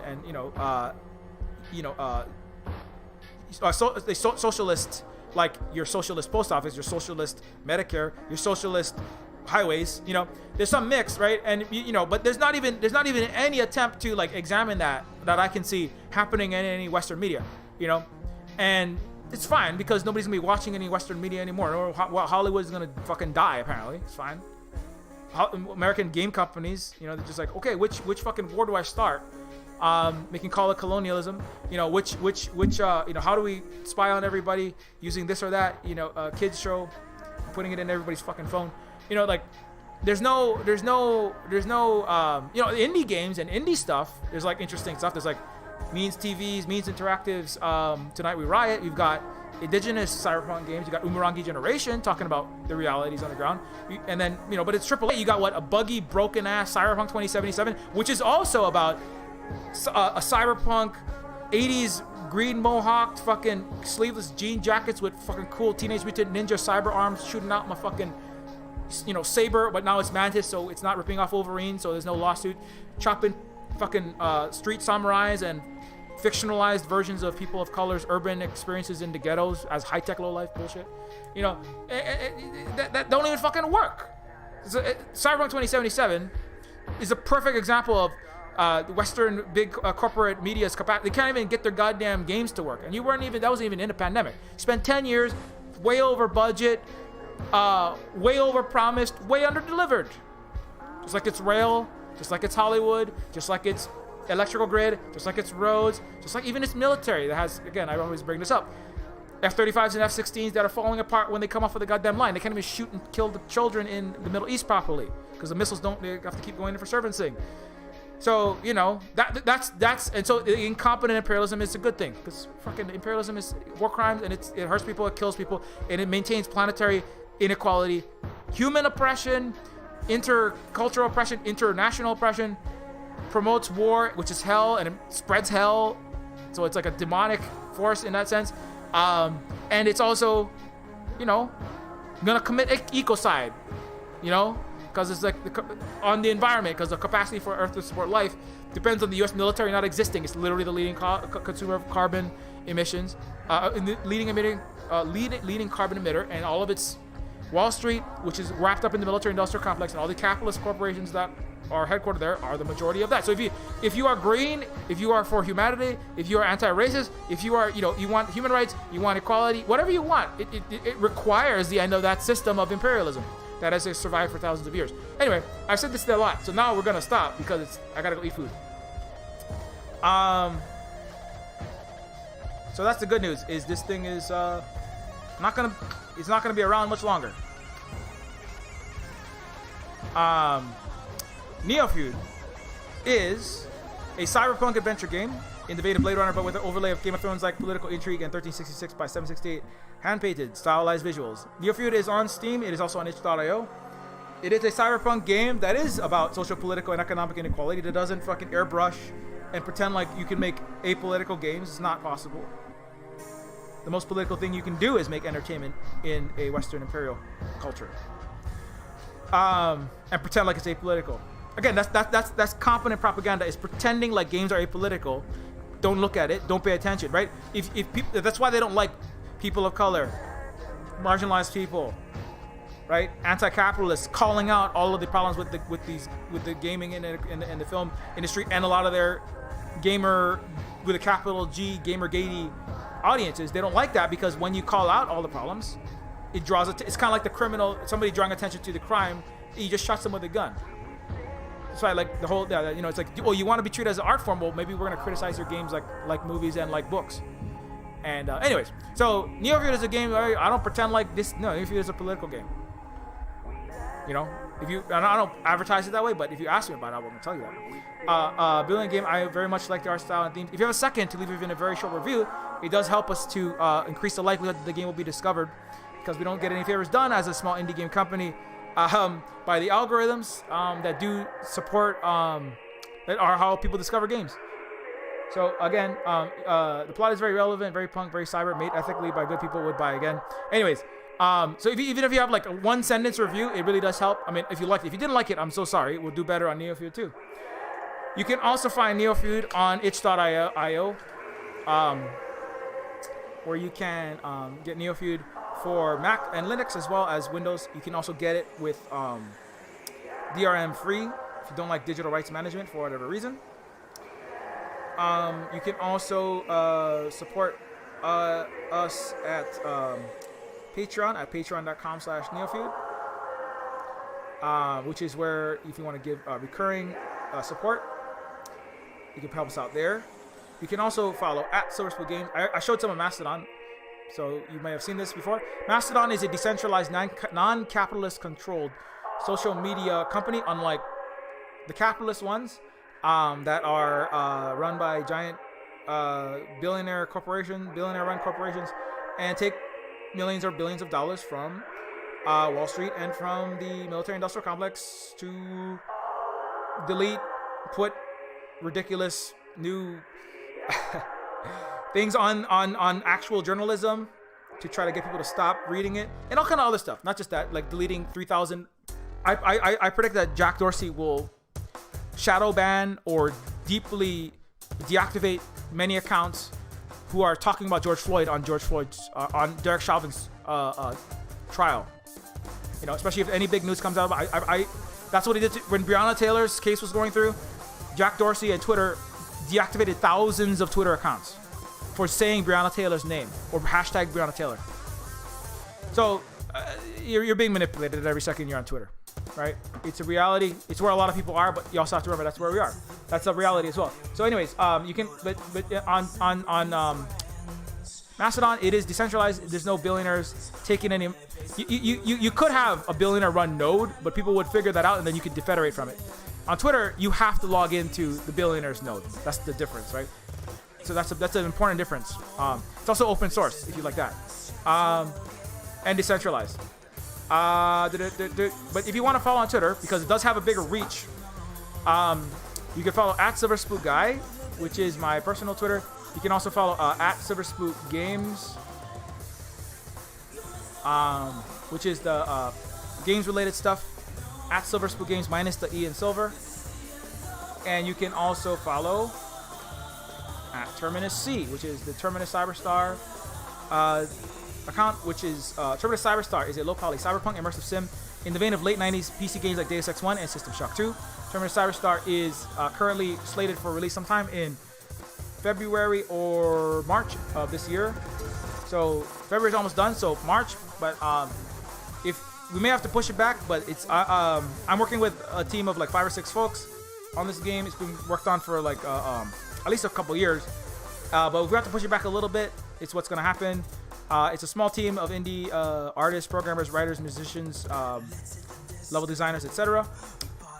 in the vein of Deus Ex 1. So I made a Deus Ex 1 total conversion called Terminus Machina, which I might talk about that a little bit later on today with the robotic police dogs, because Terminus Machina literally has automated police robots, and so the police are literally using automated, partially automated robots right now, and it's like it's very Terminus Machina what's happening, and literally the hacktivists, resistance fighters are trying to resist against the robotic police that are just like exterminating anybody who says the word socialism or tries to organize a Black Lives Matter protest, or rounding up, throwing in a black van. People who are anti-capitalist, landlords doing a union, tenant strike, anything. And so Terminus Cyberstar is a sequel to that game, Terminus Machina. So I'm looking forward to this coming out in the near future. Also follow the Terminus Cyberstar Discord.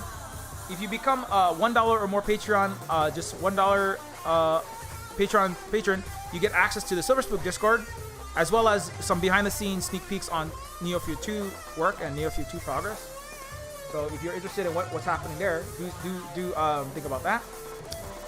Thanks a lot to all these people here: Dave, James Wheaton, Mixzilla, Mr. Brewer, Belinda Ann Taylor, Kiara Capybara, Industrial Robot, Johnny C, Alana Montero, Sean Conlon, Danny Carroll, Eric Wright, JR, Morgan Swampcraft, the Reaver, Tyler Todd Hill, Ray 455, Matthew Stone, Alexander Roy, Gabriel House, Alfonso Del Zar, Combo Breaker, Lark, Miro, Skylar Smith, Tim, Computers, Raf, Tiny Rock, Control Arc, Extremely Online Left, Ted, Turlington, Beast Coat, and the name. Thanks for all of your continued support. It is greatly appreciated. Oh yeah, sorry I didn't look at any chat, but I'll briefly look at it. And thanks Holly for shilling all that. Keep doing them. Thanks a lot, Disco Rat. Thanks Mr. Red and then Kidu.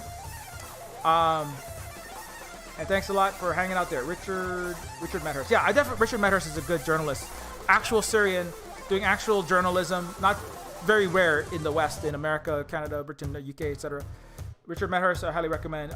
New Moves, Daniel Dumbro. I mean, Holly's got all the links already, but I mean, do try to follow some of these folks to get, like, it's hard to find some good information, but there are some people who are like trying their best to put out some non-bullshit. They don't make a lot of money. Most of them are supported by Patreon or something like that, because the people who have all the big buckets of money are not going to give you money. That's how you can tell. Is it a corporate capitalist entity in the West anywhere? Already sus. Probably garbage, right? That's why I'm trying to be above board. Like, we don't make tons of money, but everything that we do at SilverSpook Cooperative, if Kama, who's going to be working with us, ever comes out and says SilverSpook is not treating me fairly or something, don't trust me anymore, because that means I'm full of shit. It's myself and Holly. If Holly ever comes out and says SilverSpook is not doing fairly, this is how I'm going to get myself in hot water. In the future, this is how I'll try to keep myself slightly accountable. If Holly ever says SilverSpook is like not dealing fairly in SilverSpook Cooperative, and there's like obviously evidence for that, don't trust anything I'm fucking saying. I want to trust the capitalism is a disinformation system, right? If you're getting any information from any corporate source or any U.S. source, which is all capitalist as fuck, it's probably garbage. It's hard to find it. You gotta go to some place that, doesn't have any strings attached. You can't see all the strings, obviously, every time, but you gotta just do your best, and then cross-check and do your own research. Okay, you fucking take anything that comes out of Reuters, CNN, any corporate media outlet, and a lot of the charlatan smaller outlets like Joe Rogan, Alex Jones, all these right-wing podcasters that are fucking. Some of them are on their own takes. Anybody who is has a big sponsorship, and sometimes if you got a big sponsorship, like I'm selling razors or something, whatever they're saying about razors, I mean that's gonna affect what they think, So anyway, that's a long philosophical thing, because people ask me, SilverSpook, how do I know if I'm living in in a prison of disinformation in the empire, how do I undisinform myself? It's not easy. It's an epistemological and ontological and existential conundrum in a lot of senses. You just got to try your best. But one easy way is like try to follow the money, try to follow where people's interests are. And if you have a trust network, and these people like, okay, this person I trust because they've worked with me on this, and that, then you have that, at the speed of trust, you can like move out from that circle and do your best.